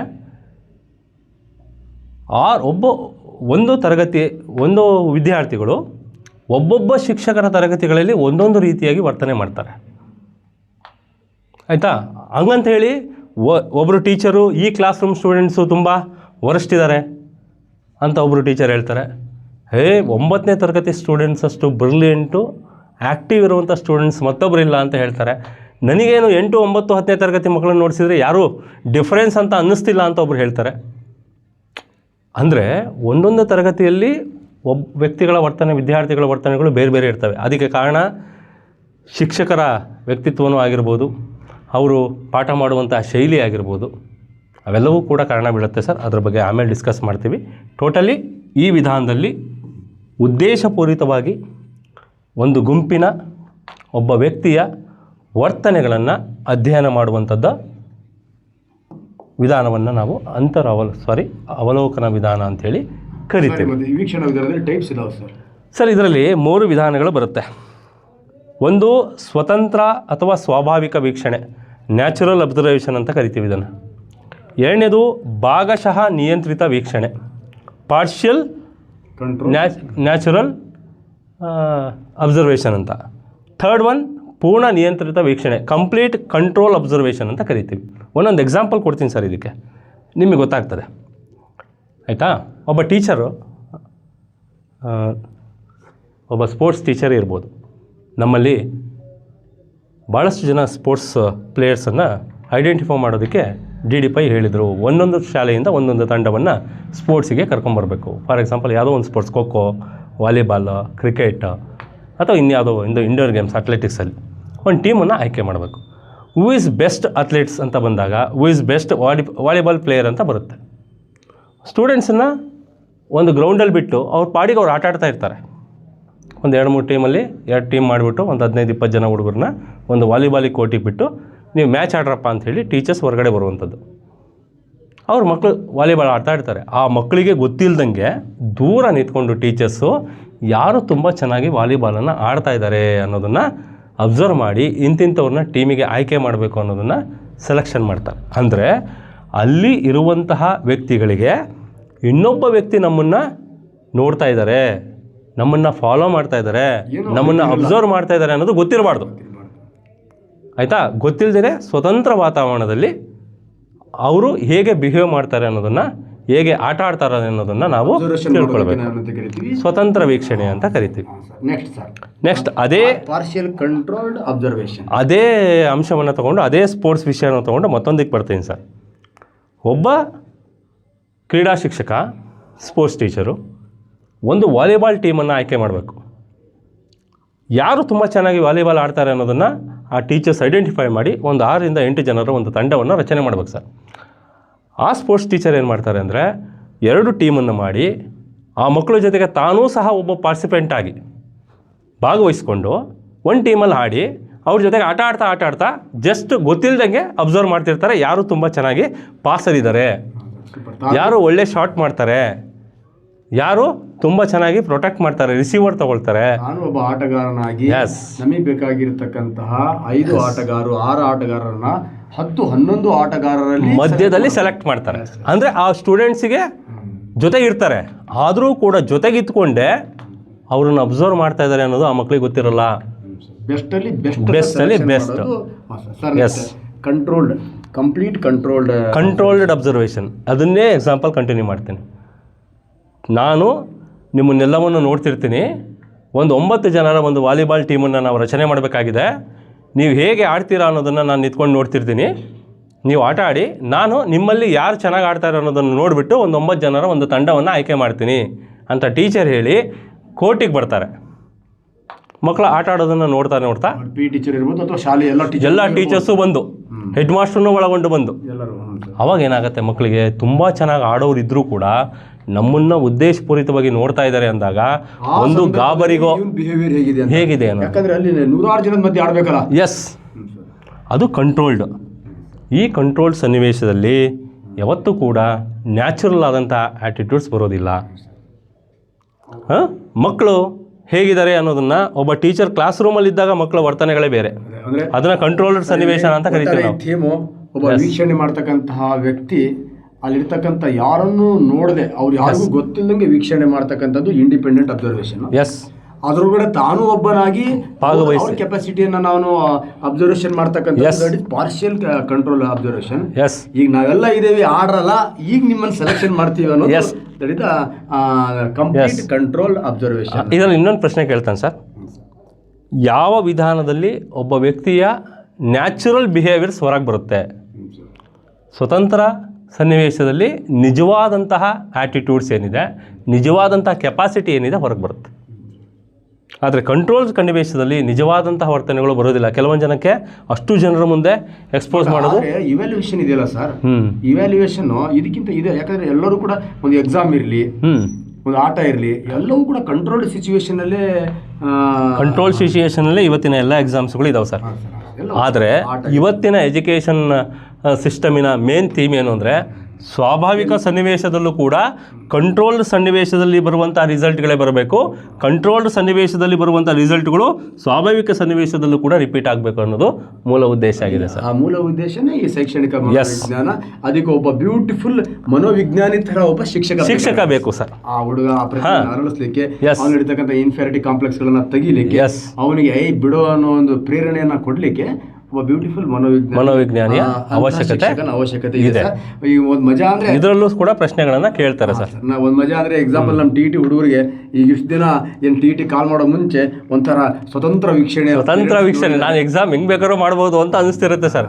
ಇದೇ ತಾನೇ ಈಸಿ ಅಂತ. ಈಗ ಯಾವ ಲೆವೆಲ್ ಇದ್ದಾರೆ, ಪಾರ್ಷಿಯಲ್ ಕಂಟ್ರೋಲ್ ಅಬ್ಸರ್ವೇಷನ್ ಇದ್ದಾರೆ. ನೆಕ್ಸ್ಟ್ ಫುಲ್ ಕಂಟ್ರೋಲಿಗೆ ಬರ್ತಾರೆ ಸರ್. ಈಗ ಎಕ್ಸಾಮ್ ಹಾಲಲ್ಲಿ ಡಿಸೆಂಬರ್ 7 ಫುಲ್ ಕಂಟ್ರೋಲಿಗೆ ಬಂದ್ಬಿಡ್ತಾರೆ. ಡಿಸೆಂಬರ್ 7 ಅದರಲ್ಲೆಲ್ಲ ಸಕ್ಸಸ್ ಆಗಿ ಸರ್. ಇಲ್ಲೊಂದು 2 ಸಾರಿ ವ್ಯಕ್ತಿನಿಷ್ಠ ವಸ್ತುನಿಷ್ಠ ಸ್ವಲ್ಪ ಕೇಳ್ತಾನೆ ಸರ್. ಇಲ್ಲಿ ಭಾಳ ಸರಿ ಕೇಳ್ತಾನೆ ಸರ್. ಅದಕ್ಕೆ ನಾನು ಇಲ್ಲಿ ತನಕ ಬಂದೆ. ಅವಾಗಲೇನು ಕೂಡ ನಾನು ಹೇಳಿದ್ದೆ, ಅಂತರಾವಲೋಕನ ವಿಧಾನ ಮತ್ತು ಅವಲೋಕನ ವಿಧಾನದ ಡಿಫರೆನ್ಸಸ್ ಏನು ಅಂತ ಕೇಳ್ಬೋದು. ಅಥವಾ ಈ ವಿಧಾನ ಯಾಕೆ ಫೇಲ್ಯೂರ್ ಆಯಿತು, ಇದರ ಮೆರಿಟ್ಸ್ ಮತ್ತು ಡಿಮೆರಿಟ್ಸ್ ಏನು ಅಂತ ಕೇಳ್ತಾನೆ. ಇದರ ಮೆರಿಟ್ಸು ಈ ವಿಧಾನದಲ್ಲಿ ಡಿಮೆರಿಟ್ಸ್ ಆಗುತ್ತೆ, ಈ ವಿಧಾನದಲ್ಲಿರುವಂಥ ಡಿಮೆರಿಟ್ಸು ಇಲ್ಲಿ ಮೆರಿಟ್ಸ್ ಆಗುತ್ತೆ ಸರ್. ಫಾರ್ ಎಕ್ಸಾಂಪಲ್, ಅಂತರಾವಲೋಕನ ವಿಧಾನದಲ್ಲಿ ನನ್ನ ವರ್ತನೆಗಳನ್ನು ನಾನೇ ಅಧ್ಯಯನ ಮಾಡ್ಕೊಳ್ಳೋದ್ರಿಂದ, ನನ್ನ ಮೇಲೆ ನನಗೆ ತುಂಬ ಕಾನ್ಫಿಡೆಂಟ್ ಇರೋದ್ರಿಂದ ನಾನು ನನ್ನ ಪರವಾಗೇ ಚಿಂತನೆಯನ್ನು ಮಾಡ್ತೀನಿ. ಇದು ವ್ಯಕ್ತಿನಿಷ್ಠ ಆಗಿರುತ್ತೆ. ನನಗೇನು ಅನಿಸುತ್ತೋ ಅದು. ನೀವು ಚಿಂತನೆ ಮಾಡೋದೇ ಬೇರೆದಾಗಿರ್ಬೋದು, ನಾನು ಚಿಂತನೆ ಮಾಡೋದೇ ಬೇರೆ ಆಗಿರ್ಬೋದು. ಅದನ್ನು ಯೂನಿವರ್ಸಲ್ ಆಗಿ ಅಪ್ಲೈ ಮಾಡೋದಕ್ಕೆ ಸಾಧ್ಯ ಇಲ್ಲ. ಇದೊಂದು ವ್ಯಕ್ತಿನಿಷ್ಠ ವಿಧಾನ ಸರ್. ಇದು ವರ್ತನೆ ಆಧಾರಿತ ವಿಧಾನ ಅಥವಾ ವಸ್ತುನಿಷ್ಠ ವಿಧಾನ ಅಂತ ನಾವು ಕರಿತೀವಿ. ಯಾರು ಬೇಕಾದ್ರೂ ಡಿಸಿಷನ್ ತಗೊಳ್ಬೋದಲ್ಲ, ಈಸಿಯಾಗಿ ಐಡೆಂಟಿಫೈ ಮಾಡ್ತೀವಿ ನಾವು.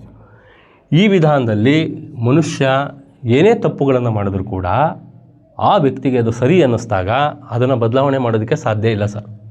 ಆದರೆ ಈ ವಿಧಾನದಲ್ಲಿ ಒಬ್ಬ ವ್ಯಕ್ತಿ ಏನೇ ತಪ್ಪುಗಳನ್ನು ಮಾಡಿದರೂ ಕೂಡ ಇನ್ನೊಬ್ಬ ವ್ಯಕ್ತಿ ಅಬ್ಸರ್ವೇಷನ್ ಮಾಡಿ ಹೇಳಿದಾಗ ಅದನ್ನು ಬದಲಾವಣೆ ಮಾಡೋದಕ್ಕೆ ಅವಕಾಶ ಇದೆ. ಅದು ಆಗ್ಬೋದು. ಇದರಿಂದ ಏನೂ ಆಗಲ್ಲ, ಅವನು ತನ್ನ ಬದಲಾವಣೆಯನ್ನು ಮಾಡ್ಕೋಬಹುದು. ಎಸ್. ಆಮೇಲೆ ಇನ್ನೊಂದು ಸರ್, ಈ ವಿಧಾನ ಅತ್ಯಂತ ಪ್ರಾಚೀನ ವಿಧಾನ. ಈ ವಿಧಾನದಲ್ಲಿ ನಾನು ಅಂದ್ಕೊಂಡಂತಹ ಯಾವುದೇ ವಿಚಾರಗಳನ್ನು ಹೊರ ಜಗತ್ತಿಗೆ ಗೊತ್ತಾಗೋದಕ್ಕೆ ಸಾಧ್ಯ ಆಗೋದಿಲ್ಲ. ಹಾಗಾಗಿ ಇದೊಂದು ಹಿಡನ್ ಕಾನ್ಸೆಪ್ಟ್ ಅಂತ ನಾವು ಹೇಳ್ತೀವಿ, ಮುಚ್ಚಿತವಾದಂಥ ಒಂದು ವಿಧಾನ ಅಂತ ಕರಿತೀವಿ. ಹಾಗಾಗಿ ಇದರ ಡಿಮೆರಿಟ್ಸ್ ಅದೇ, ಒಬ್ಬ ವ್ಯಕ್ತಿಯ ವರ್ತನೆಗಳು ಆ ವ್ಯಕ್ತಿಗೆ ಮಾತ್ರ ಗೊತ್ತಿರುತ್ತೆ, ಹೊರ ಜಗತ್ತಿಗೆ ಗೊತ್ತಾಗೋದಿಲ್ಲ. ಅವನೇನು ಅಂದ್ಕೊಂಡಿದ್ದಾನೆ ಅನ್ನೋದನ್ನು ನಾವು ಜಸ್ಟ್ ಥಿಂಕ್ ಮಾಡ್ಬೋದು, ಅದು ಸರಿಯಾಗಿರ್ಬೋದು, ತಪ್ಪು ಕೂಡ ಆಗಿರ್ಬೋದು. ಆದರೆ ಈ ವಿಧಾನದಲ್ಲಿ ಅದು ಸಾಧ್ಯ ಆಗಲ್ಲ. ಇದು ಓಪನ್ ಸೀಕ್ರೆಟ್, ಇದು ಹಿಡನ್ ಸೀಕ್ರೆಟ್. ಹಾಗಾಗಿ ಇದರ ಒಂದು ಈ ವಿಧಾನದಿಂದ ಅಳಿಬೋದಲ್ಲ ಸರ್? ಅಳಿಬೋದು, ಅತ್ಯಂತ ಸುಲಭವಾಗಿ ಅಳಿಬೋದು ಸರ್. ಏನು ಸುಮ್ಮನೆ ಜಸ್ಟ್ ಭಾರಿ ಇಂಪಾರ್ಟೆಂಟ್ ಅಂದರೆ ಇದೆ ಸರ್. ಎಸ್, ಅದು ನಮ್ಮ ಪ್ರಾಯೋಗಿಕ ವಿಧಾನ ಸರ್. ಹಾಂ. ನೆಕ್ಸ್ಟ್ ವಿಧಾನ ಸರ್, ವ್ಯಕ್ತಿ ಅಧ್ಯಯನ ಸರ್. Case study. ತುಂಬ ಬ್ಯೂಟಿಫುಲ್ ಆದಂಥ ಒಂದು ಕಾನ್ಸೆಪ್ಟ್ ಸರ್ ಇದು.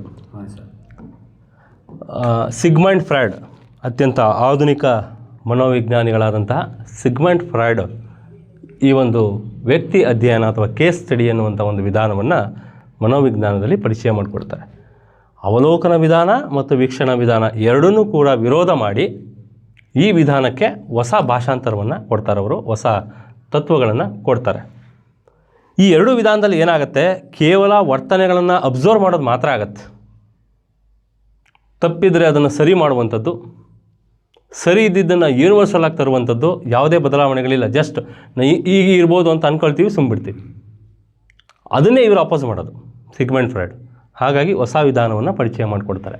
ಒಂದು ವಿಶೇಷವಾದಂತಹ ಸಾಮರ್ಥ್ಯವುಳ್ಳ ಅಥವಾ ಋಣಾತ್ಮಕವಾದಂತಹ ಸಾಮರ್ಥ್ಯವುಳ್ಳ ಸಮಸ್ಯಾತ್ಮಕ ವ್ಯಕ್ತಿ, ತುಂಬ ಬ್ರಿಲಿಯಂಟ್ ಇರುವಂಥ ಸ್ಟೂಡೆಂಟು ಅಥವಾ ತುಂಬ ಪ್ರಾಬ್ಲಮೆಟಿಕ್ ಸ್ಟೂಡೆಂಟ್ ಅಥವಾ ಸ್ಟೂಡೆಂಟ್ಸಿನ ಒಂದು ಗುಂಪು, ಆ ರೀತಿಯಾದಂತಹ ಒಂದು ವ್ಯಕ್ತಿ ಅಥವಾ ಒಂದು ಸಂಸ್ಥೆಯನ್ನು ಕುರಿತು ನಾವು ಅಧ್ಯಯನ ಮಾಡೋದನ್ನು ಒಂದು ಸಿಸ್ಟಮಲ್ಲಿರೋ ಪ್ರಾಬ್ಲಮ್ಮು ಕೂಡ ಎಸ್ ವ್ಯವಸ್ಥೆಯಲ್ಲಿ ನೆಕ್ಸ್ಟ್ ಎಕ್ಸಾಂಪಲ್ಸಲ್ಲಿ ಹೇಳ್ತೀನಿ ಸರ್ ನಾನು ಅದನ್ನು. ಒಬ್ಬ ವ್ಯಕ್ತಿ ಅಥವಾ ಒಂದು ಸಮಸ್ಯೆಯನ್ನು ಕುರಿತು ಅಧ್ಯಯನ ಮಾಡುವಂಥದ್ದು. ಯಾವ ಪ್ರಕಾರದ ವ್ಯಕ್ತಿಗಳು? ಫಾರ್ ಎಕ್ಸಾಂಪಲ್ ನೀವು ಹೇಳ್ದಂಗೆ ಪ್ರಾಬ್ಲಮೆಟಿಕ್ ಪರ್ಸನ್ಸ್ ಅಂತ, ಸಮಸ್ಯಾತ್ಮಕ ವ್ಯಕ್ತಿಗಳು.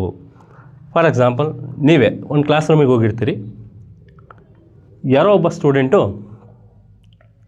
ನಿಮ್ಮ ಸೈನ್ಸ್ ಪ್ರಕಾರ ಹಾರ್ಟ್ ಸಿಂಬಲನ್ನು ಬರೆಯೋದ್ರಲ್ಲಿ ಅವನಿಗೆ ತುಂಬ ಡಿಫಿಕಲ್ಟ್ ಆಗ್ತಾ ಇರುತ್ತೆ.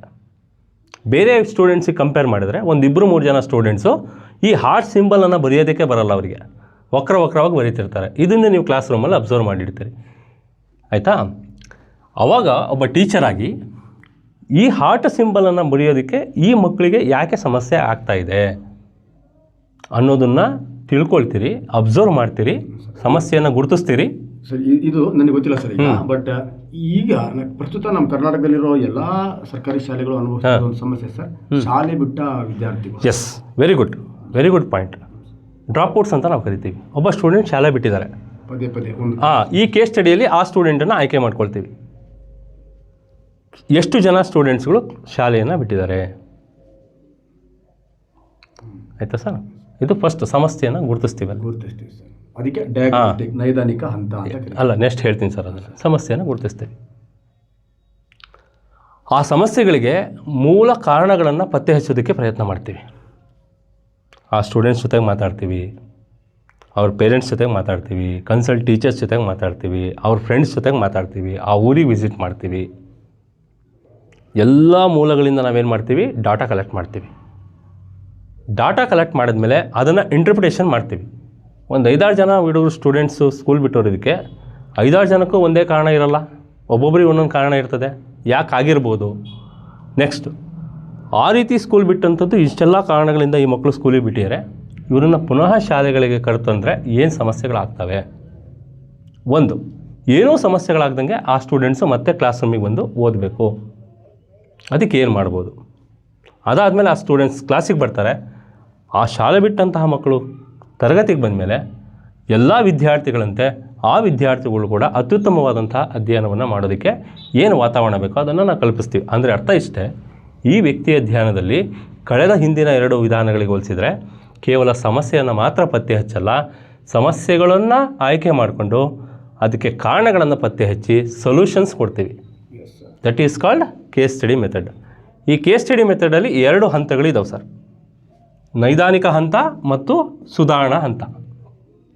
ನಾನು ಅವಾಗಲೇ ಹೇಳಿದೆ ನಿಮಗೆ, ಕಾರಣಗಳನ್ನು ಪತ್ತೆ ಹಚ್ತೀವಿ, ಅದಕ್ಕೆ ಪರಿಹಾರಗಳನ್ನು ಕೂಡ ಸೂಚಿಸ್ತೀವಿ ಏನಂತ. ನೈದಾನಿಕ ಹಂತದಲ್ಲಿ ಸಮಸ್ಯೆಗಳಿಗೆ, ವಿಶೇಷತೆಗಳಿಗೆ ಕಾರಣಗಳನ್ನು ಪತ್ತೆ ಹಚ್ಚುತ್ತೀವಿ. ಫಾರ್ ಎಕ್ಸಾಂಪಲ್, ಒಬ್ಬ ಸ್ಟೂಡೆಂಟು ಔಟ್ ಆಫ್ ಔಟ್ ತೆಗೆದಿದ್ದಾರೆ ಸೈನ್ಸಲ್ಲಿ, ಕನ್ನಡದಲ್ಲಿ ಔಟ್ ಆಫ್ ಔಟ್ ತೆಗೆದಿದ್ದಾರೆ. ಆ ಸ್ಟೂಡೆಂಟನ್ನು ಆಯ್ಕೆ ಮಾಡ್ಕೊಳ್ತೀವಿ. ಏನಿರ್ಬೋದು? ಸೈನ್ಸಲ್ಲಿ ಎಲ್ಲರೂ ಕೂಡ ಟಫ್ ಅಂತ ಅನ್ಸ್ಕೊಳ್ಳುವಂಥ ಒಂದು ಸಬ್ಜೆಕ್ಟಲ್ಲಿ ಒಬ್ಬ ಸ್ಟೂಡೆಂಟು, ಬರೂರು ಶಾಲೆಯ ಒಬ್ಬ ಸ್ಟೂಡೆಂಟು ಸೈನ್ಸಲ್ಲಿ ಔಟ್ ಆಫ್ ಔಟ್ ತೊಗೊಂಡಿದ್ದಾರೆ. ಕಾರಣ ಏನಾಗಿರ್ಬೋದು? ಒಂದು, ಆ ಸ್ಟೂಡೆಂಟಿಗೆ ಸೈನ್ಸಲ್ಲಿ ತುಂಬ ಇನ್ಸ್ಪಿರೇಷನ್ ಇರ್ಬೋದು. ಒಟ್ಟು ಅದಕ್ಕೆ ಕಾರಣಗಳನ್ನು ಅವನು ಯಾವ ರೀತಿ ಯೋಜನೆಗಳಿದೆ, ಅವನು ಯಾವ ರೀತಿ ವರ್ಕ್ ಮಾಡ್ತಾನೆ, ಆ ಎಲ್ಲ ದತ್ತಾಂಶಗಳನ್ನು ಸಂಗ್ರಹಣೆ ಮಾಡಿ, ಟೀಚರ್ಸ್ ಹೇಗೆ ಪಾಠ ಮಾಡ್ತಾರೆ, ಅವನು ಹೇಗೆ ನೋಟ್ಸ್ ಮಾಡ್ಕೊಂಡಿದ್ದಾನೆ, ಹಾರ್ಡ್ ವರ್ಕ್ ಹೇಗೆ ಮಾಡಿದ್ದಾನೆ ಮನೆಯಲ್ಲಿ, ಅವೆಲ್ಲನೂ ತೊಗೊಳ್ತೀವಿ. ಬೇರೆ ಮಕ್ಕಳಿಗೆ ಅದನ್ನು ಸೊಲ್ಯೂಷನ್ ಮಾಡಿ ಅಪ್ಲೈ ಮಾಡಿ ಹೇಳ್ತೀವಿ. ಸಮಸ್ಯಾತ್ಮಕ ವ್ಯಕ್ತಿ ಅವನು ಏನು ಪ್ರಾಬ್ಲಮ್ ಇದೆ, ಅವನ ವಾತಾವರಣ ಹೇಗಿದೆ, ಅವನ ಕುಟುಂಬ ಹೇಗಿದೆ, ಅವ್ರ ಅಪ್ಪ ಅಮ್ಮ ಹೇಗಿದ್ದಾರೆ, ಅವೆಲ್ಲ ಹಿನ್ನೆಲೆಯನ್ನ ಕ್ರೋಢೀಕರಣ ಮಾಡ್ತೀವಿ. ಕ್ರೋಢೀಕರಣ ಮಾಡಿ ಅದರಿಂದ ಈ ಪ್ರಾಬ್ಲಮ್ ಆಗಿದೆ ಗುರುತಿಸ್ತೀವಿ. ಈ ತರ ಮಾಡಿದ್ರೆ ಇಂಥ ಪ್ರಾಬ್ಲಮ್ಗಳು ಮುಂದಾಗಲ್ಲ. ಅವೆಲ್ಲ ಪ್ರಾಬ್ಲಮ್ಗಳನ್ನ ಸಾಲ್ವ್ ಮಾಡಿದ್ರೆ ಈ ಮಗು ಬೆಳೆಯುತ್ತೆ ಅಂತ ಅದಕ್ಕೆ ಬ್ಯೂಟಿಫುಲ್ ಆಗಿರ್ತಕ್ಕಂಥ ಪರಿಹಾರ ಮಾಡ್ತೀವಿ. ಅದೇ ರೀತಿ ಸೈನ್ಸ್ ಕಷ್ಟ ಅಂತ ಅನ್ಸ್ಕೊಳ್ಳೋ ಸ್ಟೂಡೆಂಟ್ಸು ಈ ರೀತಿ ಸ್ಟಡಿ ಮಾಡಿದ್ರೆ ಸೈನ್ಸ್ ಅನ್ನ ಈಸಿಯಾಗಿ ಕಲಿಸಬಹುದು ಅನ್ನೋದನ್ನ ಕೊಡ್ತೀವಿ. ಈ 2 ವಿಧಾನಗಳಿದಾವೆ. ಪತ್ತೆನೂ ಹಚ್ಚುತ್ತೀವಿ, ಅದಕ್ಕೆ ಪರಿಹಾರಗಳನ್ನು ಕೂಡ ಸೂಚಿಸ್ತೀವಿ. That is called case study. ಶಿಕ್ಷಕನಿಗಂತೂ ಕೇಸ್ ಸ್ಟಡಿ ತುಂಬಾ ಇಂಪಾರ್ಟೆಂಟ್. ತುಂಬಾ ಹೇಳ್ಬೋದು ಸರ್, ಆದರೆ ನೆಕ್ಸ್ಟ್ ಟಿಟಿಗೆ ಹೇಳ್ತೀನಿ. ನೆಕ್ಸ್ಟು ಪ್ರಾಯೋಗಿಕ ವಿಧಾನ ಸರ್. ವಿಲ್ ಹೆಲ್ಮ್ ಹುಂಟ್ ಎನ್ನುವಂಥ ಒಬ್ಬ ಮನೋವಿಜ್ಞಾನಿ ಈ ವಿಧಾನವನ್ನು ಪರಿಚಯ ಮಾಡಿಕೊಟ್ರು. ಇದು ಅತ್ಯಂತ ವೈಜ್ಞಾನಿಕ ವಿಧಾನ. ಈ ವಿಧಾನದ ಪಿತಾಮಹ ಅಂತಲೂ ಕೂಡ ವಿಲ್ ಹೆಲ್ಮ್ ಹುಂಟನ್ನು ಕರಿತೀವಿ ಸರ್. ಆದರೆ ಒಂದು ಸರ್, ಇದುವರೆಗೂ ಕೂಡ ನಡೆದಂತಹ ಎಲ್ಲ ವರ್ತನಾ ಪ್ರಯೋಗಗಳು ಪ್ರಾಣಿಗಳ ಮೇಲೆ ಆಗಿದವು ಸರ್. ನಾಯಿ ಮೇಲಾಗಿದೆ, ಬೆಕ್ಕಿನ ಮೇಲಾಗಿದೆ, ಪಾರಿವಾಳಗಳ ಮೇಲಾಗಿದೆ, ಇಲಿಗಳ ಮೇಲಾಗಿದೆ. ಅಲ್ಲಿ ಬಂದಂತಹ ರಿಸಲ್ಟನ್ನು, ವರ್ತನೆಗಳಿಗೆ ಬಂದಂತಹ ಕಾರಣಗಳನ್ನು ಈಗಿರ್ಬೋದು ಅಂಥೇಳಿ ಮನುಷ್ಯನ ಮೇಲೆ ಅಪ್ಲೈ ಮಾಡುವಂಥ ಪ್ರಯತ್ನಗಳು ಮಾತ್ರ ಆಗಿದ್ದಾವೆ. ಬಿಟ್ಟರೆ ಮನುಷ್ಯನ ಮೇಲೆ ಪ್ರಯೋಗ ಮಾಡಿ ಮನುಷ್ಯನ ವರ್ತನೆಗಳನ್ನು ಅಧ್ಯಯನ ಮಾಡುವಂತಹ ಯಾವುದೇ ವಿಧಾನಗಳು, ಯಾವುದೇ ಪ್ರಯೋಗಶಾಲೆಗಳು ಇವತ್ತಿನವರೆಗೂ ಪ್ರಪಂಚದಲ್ಲಿ ಹುಟ್ಟಿಲ್ಲ ಸರ್. ಮುಂದೆ ಹುಟ್ಟೋದು ಸಾಧ್ಯ ಇಲ್ಲ ಅಂತ ನಾನು ಅಂದ್ಕೊಂಡಿದ್ದೇನೆ. Yes sir. ಹಾಂ, ಈ ವಿಲ್ ಹೆಲ್ಮ್ ಹುಂಟ್ ಜರ್ಮನಿಯ ಲೀಪ್ಜಿಗ್ ಎನ್ನುವಂಥ ಒಂದು ಪ್ರದೇಶದಲ್ಲಿ ಮೊದಲ ಮನೋವೈಜ್ಞಾನಿಕ ಪ್ರಯೋಗಶಾಲೆಯನ್ನು ಪ್ರಾರಂಭ ಮಾಡ್ತಾನೆ. ಕೇಳ್ತಾನೆ ಅದನ್ನು ಎಕ್ಸಾಮ್ಗೆ. ನೆಕ್ಸ್ಟ್ ಇನ್ನೊಂದು ಅಂತಿದ್ದೀನಿ, ಆಲ್ರೆಡಿ ಹೇಳಿದ್ದೀನಿ ನಾನು ನಿಮಗೆ. ಜೀವಿಗಳ ಮೇಲೆ ಮಾತ್ರ ಪ್ರಯೋಗವನ್ನು ಮಾಡ್ತಾನೆ. ಇದುವರೆಗೂ ಕೂಡ ಮನುಷ್ಯನ ಮೇಲೆ ಪ್ರಯೋಗವನ್ನು ಮಾಡಿಲ್ಲ. ಈಗ ಶಾಲಾ ವಾತಾವರಣದಲ್ಲಿ ನಾವು ವಿದ್ಯಾರ್ಥಿಗಳ ಮೇಲೆ ತುಂಬಾ ಅತ್ಯಂತ ವೈಜ್ಞಾನಿಕವಾಗಿ ಫಲಿತಾಂಶವನ್ನು ಪಡಿತಕ್ಕಂಥ ಏಕೈಕ ವಿಧಾನ ಯಾವುದು ಅಂತ ಕೇಳಿದ್ರೆ ಪ್ರಾಯೋಗಿಕ ವಿಧಾನ, ವ್ಯಕ್ತಿ ಅಧ್ಯಯನ ವಿಧಾನ ಸರ್. ಪ್ರಾಯೋಗಿಕ ವಿಧಾನ ಅಲ್ಲ ಸರ್. ಯಾಕೆ ಹೇಳ್ತೀನಿ? ಫಾರ್ ಎಕ್ಸಾಂಪಲ್, ಶಿಕಾರಿಪುರದಲ್ಲಿರುವಂಥ ವಿದ್ಯಾರ್ಥಿಗಳ ಮೆಂಟಾಲಿಟಿನೇ ಬೇರೆ ಸರ್, ಸೊರಬದಲ್ಲಿರುವಂಥ ವಿದ್ಯಾರ್ಥಿಗಳ ಮೆಂಟಾಲಿಟಿನೇ ಬೇರೆ ಸರ್. ಪ್ರಯೋಗಗಳನ್ನು ಈ ಪೌಲವ್ ಆಗಿರ್ಬೋದು, ಸ್ಕಿನ್ನರ್ ಆಗಿರ್ಬೋದು, ತಾರಂಡಕ್ ಆಗಿರ್ಬೋದು, ಬಹಳಷ್ಟು ಜನ ಮನೋವಿಜ್ಞಾನಿಗಳು ತಮ್ಮ ವರ್ತನೆಗಳನ್ನು ಅಧ್ಯಯನ ಮಾಡೋದಕ್ಕೆ ಬಳಸಿದಂತಹ ಪ್ರಯೋಗಗಳನ್ನು ಪ್ರಾಣಿಗಳ ಮೇಲೆ ಮಾಡಿದ್ದಾರೆ. ಆ ಪ್ರಾಣಿಗಳ ಮೇಲೆ ಬಂದಂತಹ ವರ್ತನೆಯ ಫಲಿತಾಂಶಗಳನ್ನು ಮಾನವನ ಮೇಲೆ ಅಪ್ಲೈ ಮಾಡುವಂಥ ಒಂದು ಪ್ರಯತ್ನಗಳನ್ನು ಮಾಡಿದ್ದಾರೆ. ಇತ್ತೀಚಿನ ದಿನಗಳಲ್ಲಿ ಕೆಲವೊಂದು ಸಣ್ಣ ಪುಟ್ಟ ಪ್ರಯೋಗಗಳನ್ನು ವಿದ್ಯಾರ್ಥಿಗಳ ಮೇಲೆ, ಶಿಕ್ಷಕರ ಮೇಲೆ, ತರಗತಿ ವಾತಾವರಣದ ಮೇಲೆ ಮಾಡಿ ಸಮಾಜದಲ್ಲಿ ಮಾಡಿ. ಮನೋವಿಜ್ಞಾನದ ಮೂಲ ಉದ್ದೇಶನೇ ನಾವು ವರ್ತನೆಗಳಲ್ಲಿ ಬದಲಾವಣೆಗಳನ್ನು ಅಧ್ಯಯನ ಮಾಡಿ ಅದನ್ನು ತಂದು ಶಿಕ್ಷಕ ಮತ್ತು ವಿದ್ಯಾರ್ಥಿಗಳ ಮೇಲೆ ಬದಲಾವಣೆ ಮಾಡ್ತಕ್ಕಂಥದ್ದು ಮೂಲ ಉದ್ದೇಶ ಸರ್. ಖಂಡಿತ. ಈ ರೀತಿ ಪ್ರಾಯೋಗಿಕ ವಿಧಾನದಲ್ಲಿ ಪ್ರಯೋಗಗಳನ್ನು 2 ಥರ ಮಾಡ್ತಾರೆ. ಒಂದು ನಿಯಂತ್ರಿತ ಪರೀಕ್ಷಾ ವಿಧಾನ ಅಂತ ಕರಿತೀವಿ, ಮತ್ತೊಂದು ನಿಯಂತ್ರಿತ ಗುಂಪಿನ ವಿಧಾನ ಅಂತ ಕರಿತೀವಿ. ಇದು ನಾನು ಎಕ್ಸ್ಪ್ಲೇನ್ ಮಾಡ್ತೀನಿ ಸರ್. ಈಗ ನಿಯಂತ್ರಿತ ಪರೀಕ್ಷಾ ವಿಧಾನ ಇದೆಯಲ್ಲ ಸರ್. ಎಸ್. ಒಂದು ಕ್ಲಾಸ್ ರೂಮಲ್ಲಿ ಒಂದು 40 ಸ್ಟೂಡೆಂಟ್ಸ್ ಇರ್ತಾರೆ ಸರ್, 40 ಹುಡುಗರು. ಎಸ್. 40 ಹುಡುಗರಿಗೆ ಹೋದ ತಕ್ಷಣ ಫಸ್ಟ್ ಪ್ರೀ ಟೆಸ್ಟ್ ಮಾಡೋದು ಸರ್. ಎಸ್. ಪ್ರೀ ಟೆಸ್ಟ್ ಮಾಡೋದು. ಆದ ನಂತರ ಒಂದು 10 ದಿವಸ ದಟ್ ಈಸ್ ಟೀಚಿಂಗ್ ಮಾಡೋದು ಸರ್. ಆಮೇಲೆ ಪೋಸ್ಟ್ ಟೆಸ್ಟ್ ಮಾಡೋದು ಸರ್. ಆಮೇಲೆ ಪ್ರೀ ಟೆಸ್ಟ್ ಇಂದ ಪೋಸ್ಟ್ ಟೆಸ್ಟ್ ಒಳಗಡೆ ಅವ್ರ ವರ್ತನೆಯಲ್ಲಿ ಹೆಂಗ್ ಬದಲಾವಣೆ ಆಯಿತು ಅನ್ನೋದನ್ನ ನಾವು ರಿಪೀಟ್ ಮಾಡ್ತಾ ಹೋಗ್ಬೋದು sir. That is the practical method sir. ಹೌದು. ಇಲ್ಲಿ ಒಂದು ಗುಂಪನ್ನ ನಾವು ಕಂಪ್ಲೀಟ್ ಆಗಿ ಗುಂಪನ್ನು ತಗೊಂಡು ಚರಾಂಶವನ್ನು ತಗೊಂಡು ಸರ್ ಇಲ್ಲಿ ನೋಡಿ ಸರ್, ಇಲ್ಲಿ ಒಂದು ಸ್ವಲ್ಪ ಹೇಳ್ಬಿಡ್ತೀನಿ ಸರ್. ಇದೊಂದು ಸ್ವಲ್ಪ ಬದಲಾವಣೆ ಇದೆ, ಅದಕ್ಕೆ ಕಂಪೇರ್ ಮಾಡಿದ್ರೆ ಅದು ಹೇಳ್ತೇನೆ ಸರ್. ಇಲ್ಲಿ ಹೇಳ್ತೀನಿ ಸರ್. ಹೇಳಿ ಸರ್. ಇಲ್ಲೇನು ಮಾಡ್ತೀವಿ ಅಂದರೆ ಸರ್, ನಾವು ಗುಂಪಿನ ವಿಧಾನ ಅಂದಾಗ ಇಲ್ಲಿ ಒಂದು ಗುಂಪು ತಗೊಂಡ್ವಿ, ರೆಮಿಡಿಯಲ್ ಟೀಚಿಂಗ್ ಮಾಡಿದ್ವಿ, ಅದೇ ಪ್ರೀ ಟೆಸ್ಟ್ ಮಾಡಿದ್ವಿ, ಪೋಸ್ಟ್ ಟೆಸ್ಟ್ ಮಾಡಿದ್ವಿ. ಇಲ್ಲಿ ಏನು ಮಾಡ್ತೀವಿ ಅಂದರೆ ಸರ್, 2 ಗುಂಪು ತಗೊಳ್ತೀವಿ ಸರ್. ಎಸ್. 2 ಗುಂಪು. ಅದು 2 ಗುಂಪು ಹೆಂಗೆ ಅಂದರೆ ಸರ್, ಬಿ ಅಂತ ಕರಿತೀವಿ ಸರ್. ಇಲ್ಲ, 2 ಎ ಗುಂಪನ್ನೇ ಕರಿಬೇಕು ಸರ್. ಯಾಕಂದ್ರೆ ಇವರು ಎಕ್ಸೆಪ್ಷನಲ್ ಚಿಲ್ಡ್ರನ್ಸೇ, ಇವರು ಎಕ್ಸೆಪ್ಷನಲ್ ಚಿಲ್ಡ್ರನ್ಸೇ ಸರ್. ಇಬ್ಬರ ಸಾಮಾನ್ಯ ಅಂದ್ರೆ ನಾವು ಯಾವ್ದು ರ್ಯಾಂಡಮ್ ಆಗಿ ತಗೊಳ್ಳಲ್ಲ ಸರ್. ಇಲ್ಲಿ ತುಂಬಾ ಸೆಲೆಕ್ಟೆಡ್ ಹುಡುಗರನ್ನ, ಎಲ್ಲ ಎಕ್ಸೆಪ್ಷನಲ್ ಪ್ರತಿಭಾವಂತ ವಿದ್ಯಾರ್ಥಿಗಳನ್ನೇ ತಗೊಳ್ತೀವಿ. ಅವ್ರಿಗೆ ನಾವೇನಾದ್ರೂ ಪ್ರೀ ಟೆಸ್ಟ್ ಪೋಸ್ಟ್ ಟೆಸ್ಟ್ ಕೊಟ್ರೆ ಪೋಸ್ಟ್ ಟೆಸ್ಟ್ ಅಲ್ಲಿ ಎಲ್ಲರೂ ಕೂಡ ಒಂದೇ ರೀತಿ ರಿಸಲ್ಟ್ ಅನ್ನು ಕೊಡ್ತಾರೆ ಸರ್. ಅಂತ 2 ಗುಂಪನ್ನು ಹೊಂದಿರತಕ್ಕಂತಹ ಅಂತಹ ಪ್ರತಿಭಾವಂತ ವಿದ್ಯಾರ್ಥಿಗಳಿಗೆ 2 ಗುಂಪು ಮಾಡ್ತೀವಿ ಸರ್. ಒಂದು ಗುಂಪಿಗೆ ನಾವು ಟ್ರೈನಿಂಗ್ ಕೊಡಲ್ಲ ಸರ್, ಇನ್ನೊಂದು ಗುಂಪಿಗೆ ಟ್ರೈನಿಂಗ್ ಅನ್ನ ಕೊಡ್ತೀವಿ ಸರ್. ಅಂದ್ರೆ ಇನ್ನೊಂದು ಗುಂಪಿಗೆ ಮತ್ತೆ ನಾವು ಟ್ರೈನಿಂಗ್ ಅನ್ನ ಕೊಡ್ತೀವಿ ಸರ್. ಬಟ್ 2 ಗುಂಪಿಗೆ ನಾವು ಪೋಸ್ಟ್ ಟೆಸ್ಟ್ ಅನ್ನು ಮಾಡ್ತೀವಿ ಸರ್. ಎಸ್. ಪ್ರೀ ಟೆಸ್ಟ್ ಅನ್ನ 2 ಗುಂಪಿಗೂ ಮಾಡ್ತೀರಿ, ಪ್ರೀ ಟೆಸ್ಟ್ ಅನ್ನ 2 ಗುಂಪಿಗೂ ಮಾಡ್ತೀರಿ, 2 ಗುಂಪಿನ ಕಲಿಕಾ ನ್ಯೂನತೆಗಳನ್ನು ಪತ್ತೆ ಹಚ್ಚುತ್ತೀರಿ ಸರ್. ಅದಾದಮೇಲೆ ಈ 2 ಗುಂಪಲ್ಲಿ ಒಂದು ಗುಂಪಿಗೆ ವಿಶೇಷವಾದಂತಹ ತರಬೇತಿಯನ್ನು ಕೊಡ್ತೀವಿ, ಇನ್ನೊಂದು ಗುಂಪಿಗೆ ವಿಶೇಷವಾದಂಥ ತರಬೇತಿಯನ್ನು ಕೊಡೋದಿಲ್ಲ ಸರ್. ಬಟ್ ಇಲ್ಲಿ ಎರಡು ಹೇಳ್ತೀನಿ. ಒಂದೇ ರೀತಿಯ ಮಾನಸಿಕ ಸ್ಥಿತಿಯಲ್ಲಿ ಎಸ್ ಸರ್, ಅದನ್ನೇ ನಾನು ಹೇಳ್ತಿದ್ದೀನಿ. ಒಂದೇ ಸಾಮರ್ಥ್ಯವುಳ್ಳ, ಒಂದೇ ವಯಸ್ಸಿನ, ಒಂದೇ ಬುದ್ಧಿಮಟ್ಟದ ಸಾಮರ್ಥ್ಯವುಳ್ಳಂತಹ ವ್ಯಕ್ತಿಗಳನ್ನು, ಏಕಪ್ರಕಾರದ ವ್ಯಕ್ತಿಗಳನ್ನು, ಒಂದೇ ತರಗತಿ ವಿದ್ಯಾರ್ಥಿಗಳನ್ನು ಆಯ್ಕೆ ಮಾಡ್ಕೊಳ್ತೀವಿ. ಇಬ್ಬರ ಕಲಿಕಾ ಸಾಮರ್ಥ್ಯಗಳು ಎಷ್ಟಿದೆ ಅನ್ನೋದನ್ನು, ಕಲಿಕಾ ನ್ಯೂನತೆಗಳು ಎಷ್ಟಿರೋದನ್ನು ಮೊದಲನೇದಾಗಿ ಚೆಕ್ ಮಾಡಿಬಿಟ್ಟು ಒಂದು ಎಕ್ಸಾಮ್ ಮಾಡಿ ಟೆಸ್ಟ್ ಮಾಡ್ತೀವಿ. ಅದಾದಮೇಲೆ ಈ ಗುಂಪನ್ನು 2 ಭಾಗಗಳನ್ನಾಗಿ ವಿಂಗಡಣೆ ಮಾಡ್ತೀವಿ. ಒಂದನ್ನು ಪ್ರಾಯೋಗಿಕ ಗುಂಪು, ಇನ್ನೊಂದು ಸ್ವತಂತ್ರ ಗುಂಪು ಅಂತ ಮಾಡ್ತೀವಿ. ಪ್ರಾಯೋಗಿಕ ಗುಂಪಿಗೆ ತರಬೇತಿಯನ್ನು ಕೊಡ್ತೀವಿ, ಸ್ವತಂತ್ರ ಗುಂಪಿಗೆ ತರಬೇತಿಯನ್ನು ಕೊಡೋದಿಲ್ಲ. ಅದಾದ ಮೇಲೆ ಮತ್ತೆ ಪರೀಕ್ಷೆಗಳನ್ನು ಮಾಡ್ತೀವಿ. ಪೋಸ್ಟ್ ಟೆಸ್ಟನ್ನು ಇಬ್ರಿಗೂ ಮಾಡ್ತೀವಿ. ಅದು ಬಂದಂಥ ರಿಸಲ್ಟು, ತರಬೇತಿ ಕೊಟ್ಟಂಥವರ ಎಫೆಕ್ಟಿವ್ನೆಸ್ ಎಷ್ಟಾಗಿ ಅವರು ಏನು ಬದಲಾವಣೆ ತಗೊಂಡಿದ್ದಾರೆ, ಏನೂ ತರಬೇತಿ ಇಲ್ಲದೆ ಪೋಸ್ಟ್ ಎಕ್ಸಾಮ್ ಮಾಡಿದಂಥ ಸ್ಟೂಡೆಂಟ್ಸಲ್ಲಿ ಏನು ಬದಲಾವಣೆ ಆಗಿದೆ, ವಿಚ್ ಒನ್ ಈಸ್ ಬೆಟರ್ ಅನ್ನೋದನ್ನು ನಾವು ಆಯ್ಕೆ ಮಾಡ್ಕೊಳ್ತೀವಿ ಸರ್. ಇವರ ವರ್ತನೆಗಳಲ್ಲಿ ಯಾಕೆ ಇಷ್ಟು ಬದಲಾವಣೆ ಆಯಿತು, ಅದನ್ನು ನಾವು ಪ್ರಾಯೋಗಿಕವಾಗಿ ಅಧ್ಯಯನ ಮಾಡಿ ಯೂನಿವರ್ಸಲ್ ಆಗಿ ಅದನ್ನು ಅಪ್ಲೈ ಮಾಡುವಂಥ ಪ್ರಯತ್ನ ಮಾಡ್ತೀವಿ. This is called experimental method. ಮತ್ತು ವೈಜ್ಞಾನಿಕವಾಗಿ ಅಧ್ಯಯನ ಮಾಡತಕ್ಕಂಥ ಒಂದು ಅತ್ಯಂತ ನಂಬಿಕೆ ಅರ್ಹ ಆಗಿರ್ತಕ್ಕಂಥ ವಿಧಾನ ಯಾವುದು ಅಂತ ಕೇಳಿದ್ರೆ ಪ್ರಾಯೋಗಿಕ ವಿಧಾನ. ಖಂಡಿತ ಎಕ್ಸಾಮಲ್ಲಿ ಕೇಳ್ತಾನೆ ಸರ್. ಮನೋವಿಜ್ಞಾನದಲ್ಲಿ ಅನೇಕ ಪಂಥಗಳು ಹುಟ್ಕೊಂಡಿದ್ದಾವೆ. ಒಬ್ಬೊಬ್ಬರು ಅವ್ರದ್ದೇ ಆದಂಥ ರೀತಿಯಲ್ಲಿ ವರ್ತನೆಗಳನ್ನು ಅಧ್ಯಯನ ಮಾಡೋದಕ್ಕೆ ತಮ್ಮದೇ ಆದಂತಹ ಒಂದು ಕೊಡುಗೆಗಳನ್ನು ಕೊಟ್ಟಿದ್ದಾರೆ. ಇದರಲ್ಲಿ ನಮ್ಮ TAT ಎಕ್ಸಾಮಿಗೆ ಏನು ಬರ್ಬೋದು ಅಂದರೆ, ಯಾವ ಪಂಥವನ್ನು ಯಾರು ಕೊಟ್ಟರು ಅಂತ ಕೇಳ್ಬೋದು ಸರ್. ಅಷ್ಟು ಬಿಟ್ಟರೆ ಆಧಾರದ ಮೇಲೆ ಇದೆ ಅಂತ ಕೇಳ್ತಾನೆ ಸರ್. ಈಸಿಯಾಗಿ ಐಡೆಂಟಿಫೈ ಮಾಡ್ಬೋದು. ಆದರೆ CETಯಲ್ಲಿ ಇದನ್ನು ತುಂಬ ಡೆಪ್ತಾಗಿ ಹೋಗ್ತಾನೆ ಸರ್. ಆಯಿತಾ? ಈಗ ನಾನು ಅಷ್ಟು ಡೆಪ್ತಾಗಿ ಹೋಗಲ್ಲ. ನೆಕ್ಸ್ಟ್ ಇನ್ನೊಂದು ಕ್ಲಾಸ್ ಮಾಡಿದಾಗ ಅದನ್ನು ತುಂಬ ಡೆಪ್ತಾಗಿ ನಮ್ಮ ಜೊತೆಗೆ ಡಿಸ್ಕಸ್ ಮಾಡೋಣ. ಮೊದಲನೇ ಮನೋವಿಜ್ಞಾನದ ಪಂಥ ವರ್ತನವಾದ.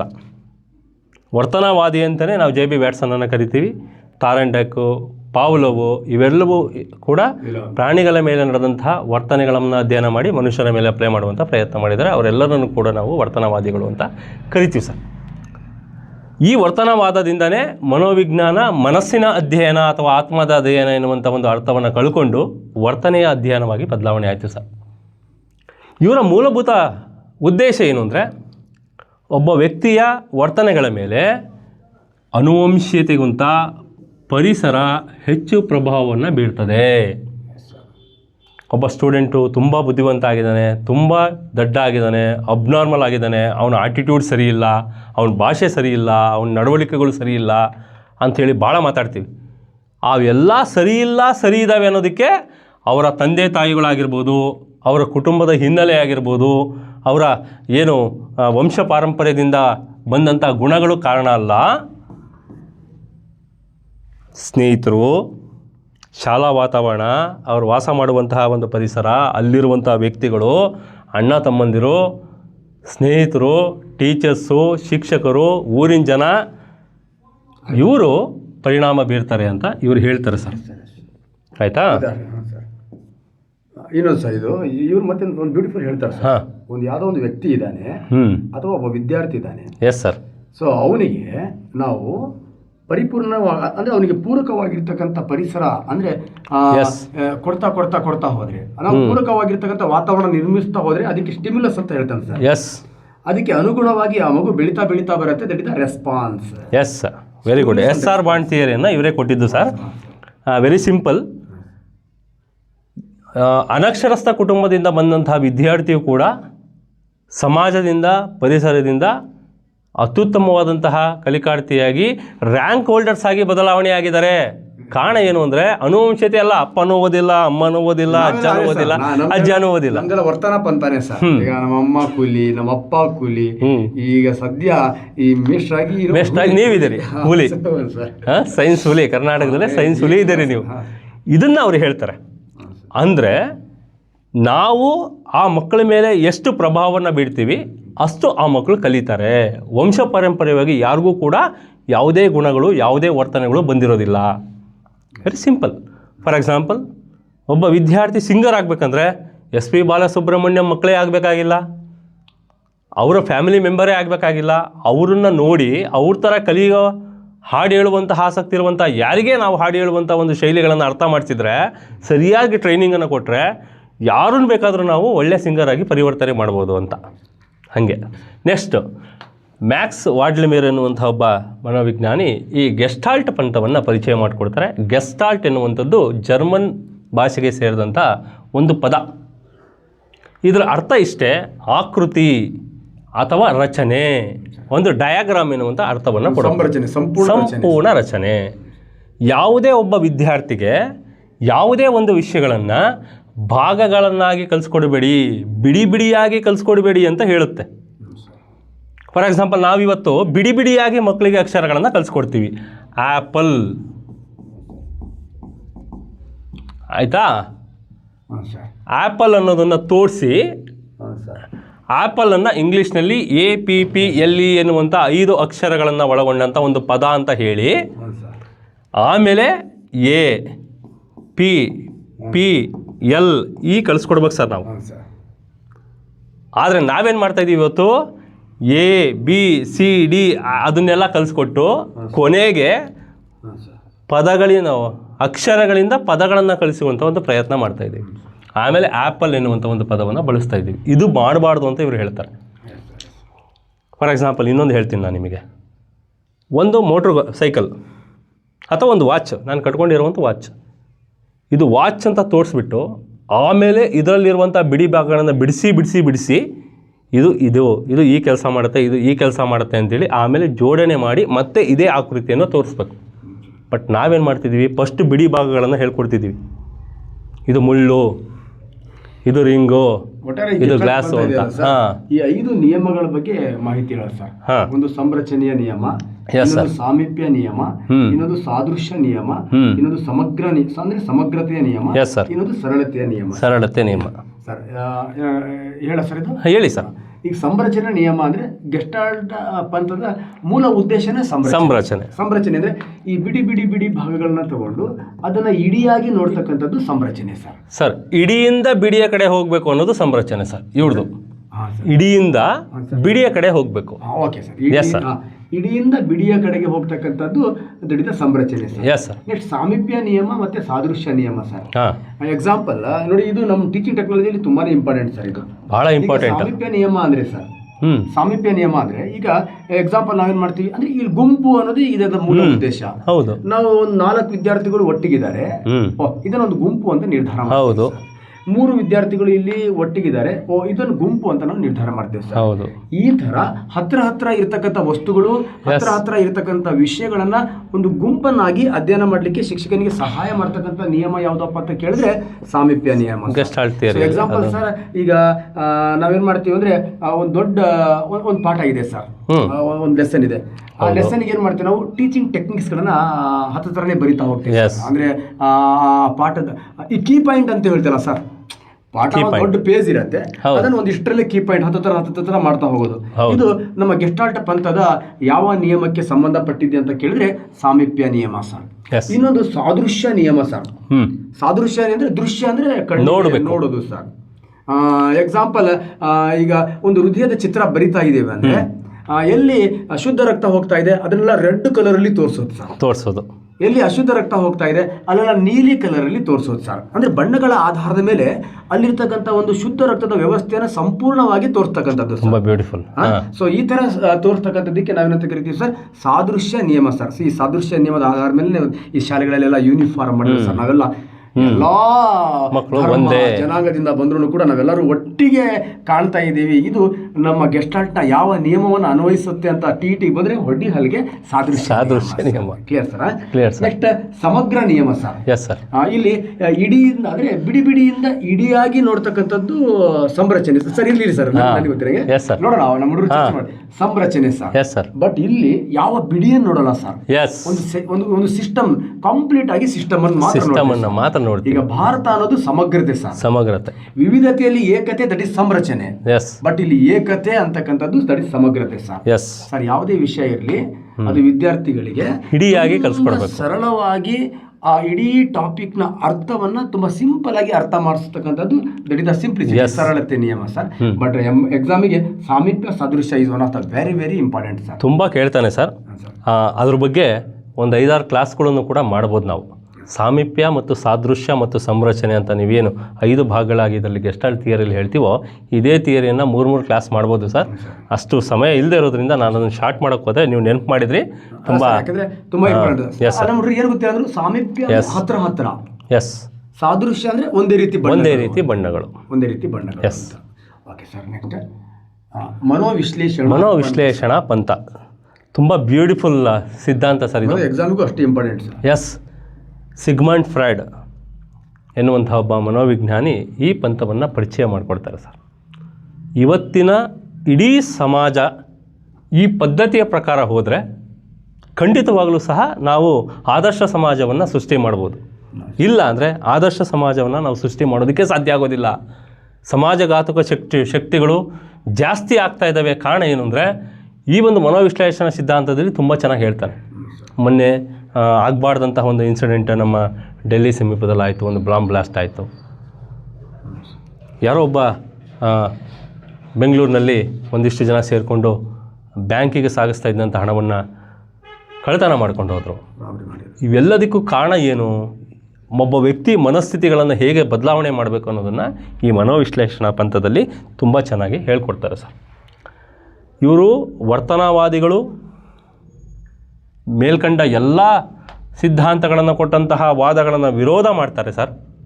ಅವು ಯಾವುದೂ ಅಲ್ಲ ಮುಖ್ಯ ವರ್ತನೆಗಳಿಗೆ ಅನ್ನೋದನ್ನು ತೋರಿಸ್ಕೊಡ್ತಾರೆ. ಮನೋವಿಶ್ಲೇಷಣಾ ಸಿದ್ಧಾಂತದಲ್ಲಿ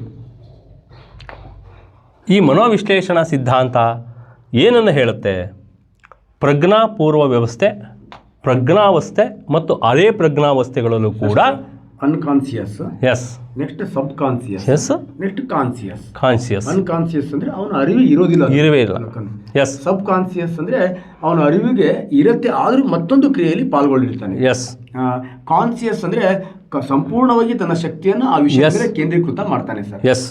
ಈ ಮೂರೂ ಸಂದರ್ಭಗಳಲ್ಲೂ ಕೂಡ ಒಬ್ಬ ವ್ಯಕ್ತಿಯ ಮನಸ್ಥಿತಿಯನ್ನು ಏಕರೂಪವಾಗಿ ತರಬೇಕು ಅನ್ನೋದು ಮನೋವಿಶ್ಲೇಷಣಾ ಸಿದ್ಧಾಂತದ ಮೂಲ ತಿರುಳು. ಆದರೆ ನಾವು ಇದಕ್ಕೆ ವಿರುದ್ಧವಾಗಿ ಸ್ಟೂಡೆಂಟ್ಸ್ಗಳನ್ನು ಬೆಳೆಸ್ತಾ ಇದ್ದೀವಿ. ನಮ್ಮಲ್ಲಿ ಒಬ್ಬ ಟೀಚರ್ ಇದ್ದಾಗ ಸ್ಟೂಡೆಂಟ್ಸಿನ ವರ್ತನೆಗಳು ಹೇಗಿರ್ತವೆ? ಟೀಚರು ಕ್ಲಾಸ್ ರೂಮಿಂದ ಹೊರಗಡೆ ಹೋದ್ಮೇಲೆ ಒಬ್ಬ ಸ್ಟೂಡೆಂಟ್ ಹೇಗೆ ಬಿಹೇವ್ ಮಾಡ್ತಾನೆ, ಶಾಲೆಯಿಂದ ಹೊರಗಡೆ ಹೋದ್ಮೇಲೆ, ಮನೆಗೆ ಹೋದ್ಮೇಲೆ, ಸಮಾಜಕ್ಕೆ ಹೋದ್ಮೇಲೆ ಒಬ್ಬ ಸ್ಟೂಡೆಂಟ್ ಹೇಗೆ ಬಿಹೇವ್ ಮಾಡ್ತಾನೆ ಅನ್ನೋದು ತುಂಬ ಇಂಪಾರ್ಟೆಂಟ್. ಪೇರೆಂಟ್ಸ್ ಇದ್ದಾಗ ಹೇಗಿರ್ತಾರೆ, ಪೇರೆಂಟ್ಸ್ ಇಲ್ಲದೇ ಇದ್ದಾಗ ಹೇಗಿರ್ತಾರೆ, ಯಾರೂ ಇಲ್ಲದೇ ಇದ್ದಾಗ ಸ್ವತಂತ್ರವಾಗಿ ಒಬ್ಬನೇ ವ್ಯಕ್ತಿ ಇದ್ದಾಗ ಹೇಗಿರ್ತಾನೆ, ಮೂರೂ ಸನ್ನಿವೇಶಗಳಲ್ಲೂ ಸಹ ಒಬ್ಬ ವ್ಯಕ್ತಿ ಒಂದೇ ರೀತಿಯ ವರ್ತನೆಗಳನ್ನು ಮಾಡ್ತಾ ಇದ್ದಾನೆ ಅಂದರೆ it is not abnormal, it is normal ಅಂತ ಸರ್.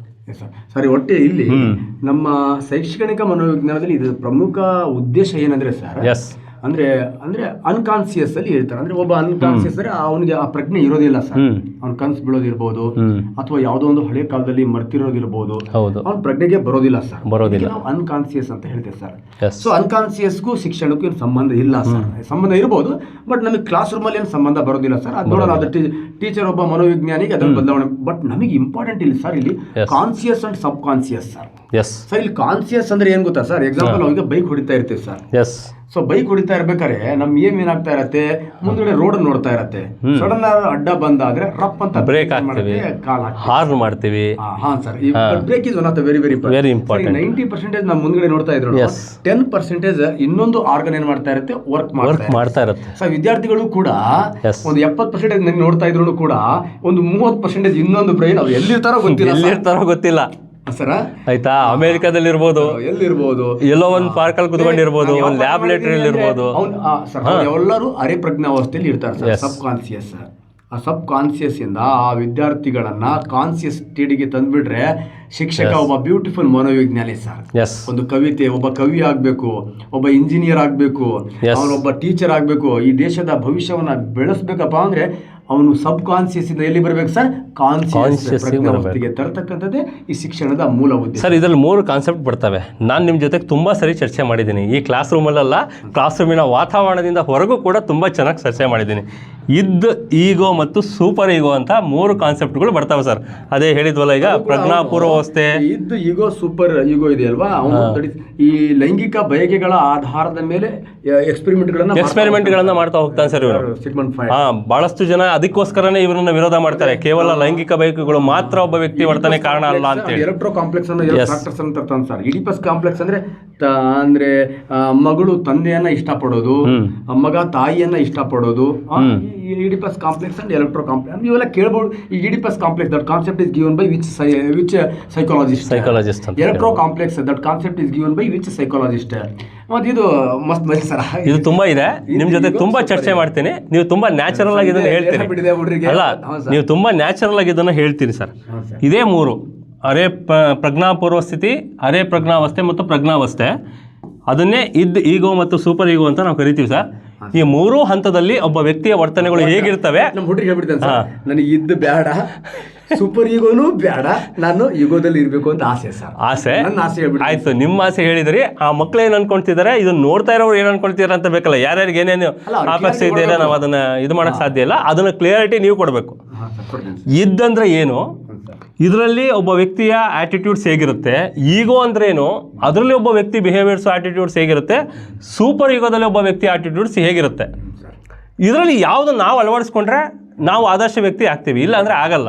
ಇದನ್ನ ಮೇಜರ್ ಆಗಿ ಹೇಳಿ ಸರ್. ನೀವು ತುಂಬಾ ಚೆನ್ನಾಗಿ ಹೇಳ್ತೀರಿ, ಇದನ್ನ ನನಗೆ ಗೊತ್ತಿದೆ. ಬ್ಯೂಟಿಫುಲ್ ಹುಡುಗರಿಗೆ ಎಲ್ರಿಗೂ ಇಷ್ಟ ಆಗೋ ಒಂದು ಲವ್ ಮ್ಯಾಟರ್ ತಗೊಂಡು ಹೇಳ್ಬಿಡ್ತೀನಿ ಸರ್. ಆಯ್ತು, ಅದಕ್ಕೋಸ್ಕರ ನಿಮಗೆ ತರಿಸಿದ್ದು. ಯಾವ್ದೋ ಒಂದು ಒಳ್ಳೆ ಹುಡುಗಿ ನೋಡ್ತಾನೆ ಸರ್, ಆ ಹುಡುಗಿ ನನಗೆ ಬೇಕೇ ಬೇಕು, ಅದೇನಾರೇ ಆಗ್ಲಿ ಅಂತ ಬಯಸೋದು ಇದು ಸರ್. ಇದು ಸುಖಾಪೇಕ್ಷೆಯ ತತ್ವ ಸರ್. ಇದು ಅಂದ್ರೆ ಅವಳನ್ನ ಬಿಟ್ಟು ನಾನು ಬದುಕಕ್ಕೆ ಆಗದೇ ಇಲ್ಲ ಅನ್ನೋ ಸಿಚುಯೇಷನ್ ಅಲ್ಲಿ ಒಬ್ಬ ವ್ಯಕ್ತಿ ಮನಸ್ಸನ್ನ ಬದಲಾವಣೆ ಮಾಡ್ಕೊಳ್ಳೋದು, ದಟ್ ಈಸ್ ಈಗೋ ಅಂತ ಹೇಳ್ತೀನಿ. ಇದ್ದಲ್ಲಿರೋರು ಜಾಸ್ತಿ ಕ್ರಿಮಿನಲ್ಸ್ಗಳು ಆಗ್ತಾರೆ ಸರ್. ಬೇಕೇ ಬೇಕು ಅನ್ನೋ ಬಯಕೆನ ಸುಪಾಕ್ಷೆಯ ತತ್ವ ಸರ್. ಇದು ಸುಪಾಕ್ಷೆಯ ತತ್ವ, ನನಗೆ ಬೇಕೇ ಬೇಕು, ಇದು ನನಗೋಸ್ಕರನೇ ಬೇಕು, ಇದು ನಾನೇ, ನನ್ನನ್ನು ಬಿಟ್ರೆ ಏನು ಇಲ್ಲ ಅನ್ನೋದು ಇದ್ದಂತ ನೀವು ಹೇಳ್ತಾ ಇದ್ದೀರಿ. ಈಗ ಈಗೋ ಅಂದ್ರೆ ಸರ್ ಇದ್ರ ಅಪ್ಡೇಟ್ ಸರ್. ಇದು ಆ ಹುಡುಗಿ ಬೇಕು, ಮಗ ಏನಾದ್ರೂ ಆ ಹುಡುಗಿ ಬೊಯ್ದು ಬಿಟ್ರೆ, ಆ ಹುಡುಗಿ ಏನಾದ್ರು ಹೇಳ್ಬಿಟ್ರೆ, ಪ್ರಪೋಸ್ ಮಾಡೇ ಮಾಡ್ತೀನಿ ಅಂತ ಸಮಾಜದಲ್ಲಿ ನನ್ನ ಹೆಸರೇನು, ನಮ್ಮ ಅಪ್ಪ ಅಮ್ಮ ಏನ್ ಮಾಡ್ತಾರೆ, ಇದನ್ನೆಲ್ಲ ಏನು ಅನ್ಕಾನ್ಸಿಯಸ್ ಒಂಥರ ರೂಢ್ ಆಗಿರ್ತಕ್ಕಂಥದ್ದನ್ನ ಸೋಷಿಯಲೈಸೇಷನ್ ಸಮಾಜ ತಂದು, ಬೇಡಪ್ಪ ಶಂಕರ್ ಇರ್ಲಿ ನೋಡೋಣ, ಮುಂದೆಲ್ಲ ಟ್ರೈ ಮಾಡೋಣಂತೆ, ನೀನ್ ಚೆನ್ನಾಗಿ ಓದು, ಆ ಹುಡುಗಿ ಮುಂದೆಲ್ಲರೂ ನಿನಗೆ ಸಿಗ್ಬಹುದು ಅಂತ ಹೇಳಿ ನನ್ನ ಆಕ್ಟಿವಿಟಿ ವರ್ತನೆಗೆ ದುಡ್ತಕ್ಕಂಥದ್ದು that is the ego sir. ಇದು ಅರೆ ಪ್ರಜ್ಞಾವಸ್ಥೆ ಅಂತ ಹೇಳ್ತಾ ಇದ್ದೀರಿ. ಸೂಪರ್ ಈಗೋ ಬೇಡ, ಅವಳೇನ್ ಬಿಡ, ಆ ಹುಡ್ಗೆರೆ ಬೇಡ, ನಾನು ದೊಡ್ಡ ಸಮಾಜವಾದಿ ಆಗ್ಬೇಕು, ನಾನು ವಿವೇಕಾನಂದ ಥರ ಆಗ್ಬೇಕು, ನಾನು ಅಬ್ದುಲ್ ಕಲಾಂ ಆಗ್ಬೇಕು, ಈ ದೇಶಕ್ಕಿಂತ ನನಗೆ ಸುಖ ಅನ್ನೋದು ಯಾವುದೂ ಇಲ್ಲ ಅಂತ ಅವನು ಈ ಸಮಾಜದ ಆಸ್ತಿಯಾಗಿ ಬೆಳಿತಾನಲ್ಲ ಸರ್, ಆ ಮಾನಸಿಕ ಸ್ಥಿತಿ ಇದೆಯಲ್ಲ, ಅದಕ್ಕೆ ನಾವು ಸೂಪರ್ ಈಗೋ ಅಂತ ಹೇಳ್ತೇವೆ ಸರ್. ಅಂದರೆ ಈಗ ಗೌತಮ ಬುದ್ಧ, ವಿವೇಕಾನಂದ, ಅಬ್ದುಲ್ ಕಲಾಂ ಅವರೆಲ್ಲ ಇಲ್ಲಿಗೆ ಹೋಗಿದ್ದಾರೆ ಅಂತ ನೀವು ಹೇಳ್ತಾ ಇದ್ರಿ ಸೂಪರ್ ಈಗೋ ಸಿಚುಯೇಷನ್ಸ್ ಅಲ್ಲಿ. ತುಂಬಾ ಚೆನ್ನಾಗಿ ಹೇಳಿದ್ರಿ ಸರ್. ಇದು ನಾನು ನನ್ನಿಂದಲೇ ಅನ್ನೋದನ್ನ ಕಲಿಸ್ಕೊಡ್ತೀನಿ ಸರ್. ಇದು ನಾನು ನನ್ನಿಂದ ನಾನೇ ಅನ್ನುವಂತಹ ಭಾವನೆಯನ್ನು ಹುಟ್ಟುತ್ತೆ. ಇದು ನಾನು ಕೂಡ ಒಂದು ಕಾರಣ, ಹೌದು ಆಗ್ಬೋದು, ಆಗದೇನೂ ಇರ್ಬೋದು, ನೋಡೋಣ ಅಂತ ಹೇಳಿ. ಇದು ನಾನಿದ್ರೂ ಪ್ರಪಂಚ ನಡೆಯುತ್ತೆ, ನಾನು ಇಲ್ದಿದ್ರೂ ಪ್ರಪಂಚ ನಡೆಯುತ್ತೆ, ಆದರೆ ನಾವು ಸಮಾಜಕ್ಕೆ ಏನು ಕೊಟ್ವಿ ಅನ್ನೋದೇ ಮುಖ್ಯ ಆಗತ್ತೆ ಅಂತ ಹೇಳ್ತಾರೆ ಸರ್. ನಿಮ್ಮ ಪ್ರಕಾರ ಒಬ್ಬ ಒಳ್ಳೆ ಸ್ಟೂಡೆಂಟು, ಒಳ್ಳೆ ಟೀಚರು ಮಕ್ಕಳಿಂದ ಯಾವುದನ್ನು ಇಷ್ಟಪಡ್ತಾರೆ ಸರ್? ಯಾವ್ದು ಇರಬೇಕು ಇದರಲ್ಲಿ? ನಮ್ಮ ಸಮಾಜದಲ್ಲಿರುವಂಥ ಮಕ್ಕಳು ಈ ಮೂರರಲ್ಲಿ ಯಾವ ಬಿಹೇವಿಯರ್ಸನ್ನು ಅಡಾಪ್ಟ್ ಮಾಡ್ಕೊಳ್ಬೇಕು? ನಾನೊಬ್ಬ ಟೀಚರ್ ಆಗಿ ಸರ್, ಆ ಮಗುವನ್ನ ಇದ್ದಲ್ಲಿ ಇರಾಕಿ ಬಿಡಬಾರ್ದು ಸರ್, ಇದರಲ್ಲಿ ಬಿಡಬಾರ್ದು ಅಂತ ಹೇಳ್ತಾ ಇದ್ದೀರಿ. ಅವನಿಗೆ ಏನಾದರೂ ಮಾಡಿ ಈಗೋಗೆ ತರಬೇಕು ಸರ್, ಈಗೋಗೆ ತರಬೇಕು. ಅವನಿಗೆ ಏನಾದರೂ ಈ ವರ್ತನವಾದಿಗಳ ಪ್ರಕಾರ ಯಾವುದೊಂದು ಬಾಹ್ಯ ಪ್ರೇರಣೆಯಿಂದ ಅವನ ವರ್ತನೆಯಲ್ಲಿ ಬದಲಾವಣೆ ಆಗಿ ಅವನು ಕುಟುಂಬದ ಆಸ್ತಿಯಾಗಿ, ಸಮಾಜದ ಆಸ್ತಿಯಾಗಿ ಈಗೋದಲ್ಲಾದರೂ ಇರಲಿ ಸರ್. ಭಗವಂತ ಇನ್ನೊಂದು ಶಕ್ತಿ ಕೊಟ್ಟರೆ ಭವ್ಯ ಭಾರತವನ್ನ ಬೆಳಗ್ತಕ್ಕಂಥ ಸೂಪರ್ ಯುಗ ಬಂದು ಅವನು ಇತಿಹಾಸದಲ್ಲಿ ಸೇರ್ಕೊಳ್ಳಿ ಸರ್. ನಾನೊಬ್ಬ ಶಿಕ್ಷಕನಾಗಿ ನಾನು ಇದನ್ನು ಅರ್ಥ ಮಾಡ್ಕೊಂಡು ಹೇಳ್ತಿರೋ ಸರ್. ಬಟ್ ಅದನ್ನ ಕ್ಲಿಯಾರಿಟಿ ಹುಡುಗರಿಗೆ ನೀವು ಈ ಮೂರಲ್ಲಿ ಇದಂತೂ ಬೇಡವೇ ಬೇಡ, ಇದು ಆದರೆ ಒಳ್ಳೆಯದು, ಇದಾದರೆ ತುಂಬ ಒಳ್ಳೆಯದು, ಆದರೆ ಇದಾಗೋದಕ್ಕೆ ತುಂಬ ಶ್ರಮ ಬೇಕು. ಬಟ್ ನಮ್ಮಲ್ಲಿರುವಂಥವ್ರು ಇಷ್ಟ ಆದರೆ ಸಾಕು ಅನ್ನೋದನ್ನು ನೀವು ಹೇಳಕ್ಕೆ ಇಷ್ಟಪಡ್ತಾ ಇದ್ದೀರಿ. ಇದು ತ್ಯಾಗ ಸರ್. ಇದನ್ನು ಕೇಳ್ತಾನೆ, ಯಾವುದು ತುಂಬ ಸುಖ, ಪ್ರತಿಫಲಾಕ್ಷೆ ಮತ್ತು ತನ್ನಿಂದಲೇ ಎನ್ನುವಂಥ ಭಾವನೆಯನ್ನು ಹುಟ್ಟುತ್ತೆ, ಯಾವುದು ಅರೆ ಪ್ರಜ್ಞಾವಸ್ಥೆಯಲ್ಲಿ ಏನು ನಮ್ಮಿಂದ ಎನ್ನುವಂಥ ಭಾವನೆ ಹುಟ್ಟುತ್ತೆ. ಇದು ನನ್ನಿಂದನೂ ಅಲ್ಲ, ನಮ್ಮಿಂದನೂ ಅಲ್ಲ ಸಮಾಜಕ್ಕಾಗಿ ಎನ್ನುವಂಥ ಒಂದು ಕೊಡುಗೆ ಕೊಡುತ್ತೆ ಸೂಪರ್ ಈಗೋ. Super sir. ಇದು ತುಂಬ ಇಂಪಾರ್ಟೆಂಟ್. ಹುಡುಗರು ಈಸಿಯಾಗಿ ಅರ್ಥ ಆಗ್ಬಿಡುತ್ತೆ ಸರ್. ನನಗೂ ಏನು ಕ್ಲಿಯರ್ ಆಗಿ ಅರ್ಥ ಆಯ್ತು ಸರ್. ಈಗ ನೆಕ್ಸ್ಟ್ ಲಾಸ್ಟ್ ಮಾನವತಾವಾದ, ಆತ್ಮ ಸಾಕ್ಷಾತ್ಕಾರ. ಎಸ್, ತುಂಬ ಬ್ಯೂಟಿಫುಲ್ ಆದಂಥ ಒಂದು ಸಬ್ಜೆಕ್ಟು, ಒಂದು ಕಾನ್ಸೆಪ್ಟು ಸರ್ ಇದು. ಅಬ್ರಹಂ ಮಾಸ್ಲೋ ಎನ್ನುವಂತಹ ಮನೋವಿಜ್ಞಾನಿ, ಕಾರ್ಲ್ ರೋಜರ್ಸ್ ಎನ್ನುವಂತಹ ಮನೋವಿಜ್ಞಾನಿಗಳ ಒಂದು ಗುಂಪು ಈ ಮಾನವತಾವಾದವನ್ನು ಹೇಳುತ್ತೆ. ಇದರ ಮೂಲ ಆಶಯ ಇಲ್ಲೇ ಹಾಕಿದ್ದೀನಿ ನೋಡಿ ಸರ್. ಪ್ರತಿಯೊಬ್ಬರಿಗೂ ತನ್ನದೇ ಆದಂತಹ ಚಟುವಟಿಕೆಗಳು, ಆಸೆಗಳು, ಆಸಕ್ತಿಗಳು ಇರ್ತವೆ ಸರ್. ಸ್ವತಂತ್ರ ಇದೆ ಅದಕ್ಕೆ. ತನ್ನದೇ ಆದಂಥ ಆಲೋಚನೆಗಳಿಗೆ, ತನ್ನದೇ ಆದಂತಹ ಆಸಕ್ತಿಗಳಿಗೆ, ತನ್ನದೇ ಆದಂಥ ಅಭಿರುಚಿಗಳಿಗೆ ಪ್ರತಿಯೊಬ್ಬ ವ್ಯಕ್ತಿಗೂ ಸ್ವತಂತ್ರ ಇದೆ ಸರ್. ಸರ್ ಇಲ್ಲೊಂದು ಪಾಯಿಂಟ್ ಏನು ಗೊತ್ತಾ ಸರ್, ಮಾನವತಾವಾದ ಅಂತ ಇದೆಯಲ್ಲ, ಇದು ವರ್ತನವಾದ ಇದೆಯಲ್ಲ, ಅದರ dead opposite sir. S.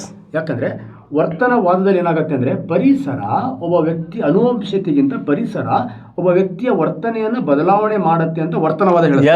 But ಇಲ್ಲಿ ಹಾಗಲ್ಲ ಸರ್. ಒಬ್ಬ ವ್ಯಕ್ತಿಯೇ ಪರಿಸರವನ್ನ ಬದಲಾವಣೆ ಮಾಡ್ತಾನೆ. ನನ್ನ ಮೇಲೆ ಎಷ್ಟೇ ಬಾಹ್ಯ ಶಕ್ತಿಗಳು ಪ್ರಭಾವ ಬೀರಿದ್ರು ಸಹ ನನ್ನ ಇಚ್ಛಾಶಕ್ತಿ, ನಾನಿವತ್ತು ಈ ಕೆಲಸ ಮಾಡೇ ಮಾಡ್ತೀನಿ ಅನ್ನುವಂಥ ಇಚ್ಛಾಶಕ್ತಿ ಇದ್ರೆ ನನ್ನ ಮೇಲೆ ಎಷ್ಟೇ ಪ್ರಭಾವ ಬೀರಿದ್ರು ಸಹ ಅವ್ಯಾವು ಕೂಡ ತನ್ನ ಸುತ್ತ ಬೆಳಕನ್ನ ಚೆಲ್ಲುತ್ತದೆ. ಯಾವ ಪಂಥದ ಒಂದು ಆಶಯ ಅಂದ್ರೆ ಮಾನವತಾವಾದದ ಒಂದು ಆಶಯ. ತುಂಬ ಅದರಲ್ಲಿ ನಾನು ಎಷ್ಟು ಹಾಕಿದ್ದೀನಿ ನೋಡಿ ಸರ್, ನಿಮ್ಮ ಕಾನ್ಸೆಪ್ಟನ್ನು ನಾನು ಎಷ್ಟು ಹಾಕಿದ್ದೀನಿ. ಹಿಂದಿನ ವರ್ತನವಾದದಲ್ಲಿ ಹೇಳಿದ್ವಿ, ಯಾವುದೇ ಒಬ್ಬ ವ್ಯಕ್ತಿಯ ವರ್ತನೆಗಳ ಮೇಲೆ ಪರಿಸರ ಅನ್ನೋದು ಪ್ರಭಾವ ಬೀರುತ್ತೆ ಅಂಥೇಳಿ. ಅದಕ್ಕೆ ಆಪೋಸಿಟಾಗಿ ಮಾನವತಾವಾದ ಹೇಳುತ್ತೆ, ಒಬ್ಬ ವ್ಯಕ್ತಿಯ ಯಾವುದೇ ವರ್ತನೆಗಳಿಗೆ ಆ ವ್ಯಕ್ತಿಯ ಅಂತಃಪ್ರೇರಣೆ ಕಾರಣ ಹೊರತು ಪರಿಸರ ಅಲ್ಲ. ಆತ್ಮ ಅಂತಃಪ್ರೇರಣೆ ಮೂಲ ಉದ್ದೇಶ. ಎಸ್, ಆತ್ಮ ಸಾಕ್ಷಾತ್ಕಾರವೇ ಮೂಲ ಉದ್ದೇಶ ಅಂತ ಹೇಳುತ್ತಿದ್ದು. ಯಾವುದೇ ಒಬ್ಬ ವ್ಯಕ್ತಿ ತನ್ನ ಮನಸ್ಸಾಕ್ಷಿ ಪ್ರಕಾರ ಒಂದು ಕೆಲಸವನ್ನು ನಾನು ಮಾಡಬಾರ್ದು ಅಂತ ಅಂದ್ಕೊಂಡ ಅಂದರೆ ಎಷ್ಟೇ ಬಾಹ್ಯ ಶಕ್ತಿಗಳು ಅವನ ಮೇಲೆ ಪ್ರಭಾವ ಬೀರಿದ್ರು ಕೂಡ ಅವನು ಆ ಕೆಲಸವನ್ನು ಮಾಡೋದಿಲ್ಲ. ಸರ್ ಇದರಲ್ಲಿದೆ ಯಾವುದು KGF ಅಲ್ಲಿ ಕೆಲವೊಂದು ವ್ಯಕ್ತಿಗಳು ಹುಟ್ಟೋ ಪರಿಸರವನ್ನ ಇತಿಹಾಸದಲ್ಲಿ ಸೇರಿಸ್ತಾರೆ ಅಂತ. ಕೆಲವೊಬ್ಬ ವ್ಯಕ್ತಿಗಳು ಒಂದು ಒಳ್ಳೆ ಪರಿಸರದಲ್ಲಿ ಹುಟ್ಟಿ ಇತಿಹಾಸವನ್ನು ನಿರ್ಮಾಣ ಮಾಡ್ತಾರೆ. ಕೆಲವೊಬ್ಬ ವ್ಯಕ್ತಿಗಳು ಎಲ್ಲಾದ್ರೂ ಹುಟ್ಲಿ ಆ ಪ್ರದೇಶವನ್ನ ಇತಿಹಾಸಕ್ಕೆ ಕೊಟ್ಟು ಹೋಗ್ತಾರೆ.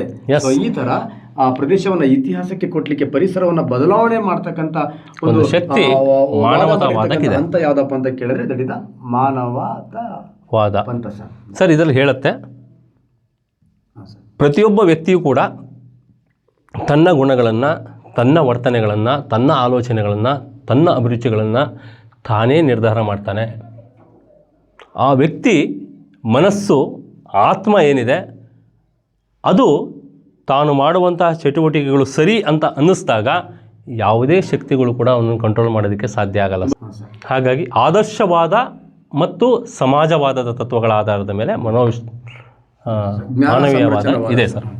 ನೆಕ್ಸ್ಟ್ ಲಾಸ್ಟ್ ಸರ್, ಜ್ಞಾನ ಸಂರಚನಾವಾದ, ಕಾಗ್ನಿಟಿವಿಸಮ್ ಅಂತ ನಾವು ಕರಿತೀವಿ. ಜೀನ್ ಪಿಯಾಜೆ ಎನ್ನುವಂತಹ ಜ್ಞಾನಾತ್ಮಕ ಪಂಥದ ಮನೋವಿಜ್ಞಾನಿ ಮತ್ತು ಮೇಯರ್ ಎನ್ನುವಂತಹ ಮನೋವಿಜ್ಞಾನಿಗಳ ಒಂದು ತಂಡ ಈ ಒಂದು ವಿಧಾನವನ್ನು ಹೆಚ್ಚು ಪರಿಚಯ ಮಾಡಿಕೊಡ್ತಾರೆ ಸರ್. ಆಮೇಲೆ ಇತ್ತೀಚೆಗೆ ಶಿಕ್ಷಣ ಕ್ಷೇತ್ರದಲ್ಲಿ ಒಂದು ಹೊಸ ಕ್ರಾಂತಿಯನ್ನು ಸೃಷ್ಟಿ ಮಾಡ್ತಾ ಇರೋದು ಕೂಡ ಈ ಜ್ಞಾನಾತ್ಮಕ ಸಂರಚನಾವಾದ, ಕಾಗ್ನಿಟಿವಿಸಮ್.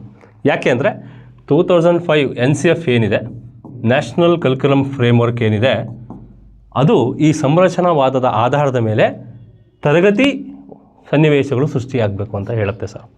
ಹಾಗಾಗಿ ತುಂಬ ಇಂಪಾರ್ಟೆಂಟ್. ಇದರ ಅರ್ಥ ಏನು ಅಂದರೆ ಇಷ್ಟೇ, ಯಾವುದೇ ಒಬ್ಬ ವ್ಯಕ್ತಿಯ ವರ್ತನೆಗಳು ಇನ್ನೊಬ್ಬ ವ್ಯಕ್ತಿ ಕಂಟ್ರೋಲು ಮಾಡೋಕ್ಕೆ ಸಾಧ್ಯ ಇಲ್ಲ, ಇನ್ನೊಬ್ಬ ವ್ಯಕ್ತಿ ರೂಪಿಸೋದಕ್ಕೂ ಸಾಧ್ಯ ಇಲ್ಲ. ಸನ್ನಿವೇಶಗಳನ್ನು ಸೃಷ್ಟಿ ಮಾಡ್ತಾ ಹೋದಾಗ, ಅದಕ್ಕೆ ಪೂರಕವಾದಂಥ ಒಂದು ವಾತಾವರಣವನ್ನು ಸೃಷ್ಟಿ ಮಾಡ್ತಾ ಹೋದಾಗ ಆ ವ್ಯಕ್ತಿಯೇ ತನ್ನ ವರ್ತನೆಗಳನ್ನು ರೂಪಿಸಿಕೊಳ್ಳುತ್ತಾನೆ ಅನ್ನೋದನ್ನು ಹೇಳುತ್ತೆ ಸರ್. ಇದು ತುಂಬ ಬ್ಯೂಟಿಫುಲ್ ಆದಂಥ ಒಂದು ಕಾನ್ಸೆಪ್ಟ್. ವಿದ್ಯಾರ್ಥಿಯ ಅನುಭವಗಳು ಸರ್, ಅದರ ಮೇಲೆ ಕಲಿಕೆಯನ್ನು ಹಾಕ್ತಾನೆ ಸರ್. ಕಲಿಕೆಯನ್ನು ಹಾಕಿ ಅಲ್ಲಿ ಒಂದು ಹೊಸ ಜ್ಞಾನವನ್ನು ಸೃಷ್ಟಿ ಮಾಡ್ತಾನೆ ಸರ್.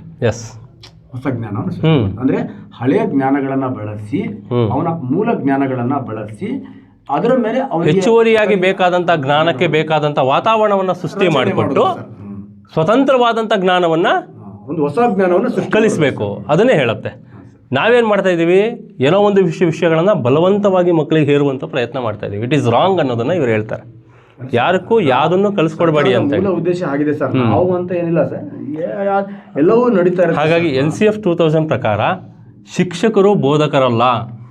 ನಿಮಗೆ ಗೊತ್ತಿದೆ ಅಂತ ಅನ್ಸುತ್ತೆ ಸರ್. ಜಸ್ಟ್ ಫೆಸಿಲಿಟೇಟರ್ಸ್, ಮಾರ್ಗದರ್ಶಿಗಳಾಗಿ ಮಾತ್ರ ಶಿಕ್ಷಕರು ಕೆಲಸವನ್ನು ಮಾಡಬೇಕು. ಯಾರಿಗೂ ಏನನ್ನೂ ಕೂಡ ಕಲಿಸ್ಕೊಡೋದಕ್ಕೆ ಸಾಧ್ಯ ಇಲ್ಲ.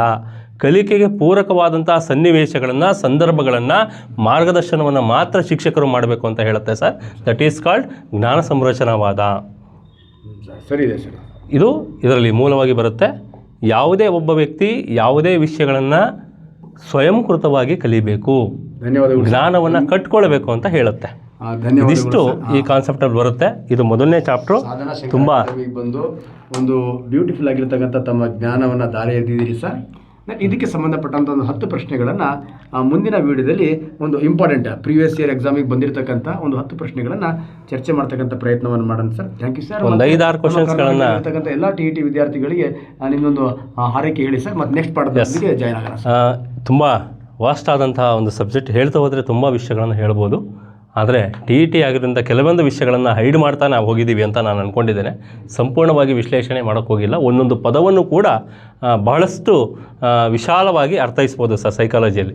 ಅದನ್ನು ನಮ್ಮ ಅನುಭವಗಳ ಮೂಲಕ ನಾವು ಅದನ್ನು ಹೇಳೋದಕ್ಕೆ ಸಾಧ್ಯ ಆಗ್ತದೆ. ಒಂದು ಸಣ್ಣ ಪ್ರಯತ್ನವನ್ನು ಮಾಡಿದ್ದೇನೆ. ಅದಕ್ಕೆ ನೀವು ಕೂಡ ಒಂದು ಒಳ್ಳೆ ಸಾಥ್ ನನ್ನ ಜೊತೆ ಕೊಟ್ಟಿದ್ದೀರಿ ಅಂತ ನಾನು ಅಂದ್ಕೊಂಡಿದ್ದೇನೆ. One of the best communicative person ಅಂತ ನಾನು ಅಂದ್ಕೊಂಡಿದ್ದೇನೆ. ಈ ಶಾಲೆ ಹೊರಗಡೆ ಅತಿ ಹೆಚ್ಚು ಕಮ್ಯುನಿಕೇಟ್ ಮಾಡ್ತೀವಲ್ಲ, ಆ ಥರ ಅನ್ನಿಸ್ಲಿಲ್ಲ. ಎಸ್, ಮತ್ತು ಖುಷಿ ಅಲ್ಲ ಸರ್ ನಿಮ್ಮ ಜೊತೆ ಇರೋದೇ ನನಗೆ ಒಂದು ಖುಷಿ ಅಲ್ಲ. TET ಎಕ್ಸಾಮನ್ನು ತುಂಬ ಸುಲಭವಾಗಿ ಪಾಸ್ ಮಾಡ್ಕೊಳ್ಬೋದು. ನಾನು ನಿಯರ್ಲಿ ಕಾಂಪಿಟೇಟಿವ್ ಫೀಲ್ಡಿಂದ ಹೊರಗೆ ಬಂದೆ ಒಂದು 15 ವರ್ಷ ಆಗಿದೆ ಸರ್. ಆದರೂ ಕೂಡ ಇವತ್ತಿಗೂ ಕೂಡ ನಾವೇನಾದರೂ ವಿತೌಟ್ ಎನಿ ಸ್ಟಡಿ TET ಎಕ್ಸಾಮನ್ನು ಬರೆಯೋಕ್ಕೆ ಹೋದರೆ 150 ಮಾರ್ಕ್ಸಿಗೆ ಮಿನಿಮಮ್ 125, 130 ಅಂತ ತೆಗಿತೀನಿ ಸರ್, ಗ್ಯಾರಂಟಿ. 160 ಸರ್, 110 ತೆಗಿಬೋದು. ಓಕೆ ಸರ್, ಇಲ್ಲಿ ತೆಗಿತೀನಿ. ನೀವು ಕೂಡ ತೆಗಿತೀರಿ.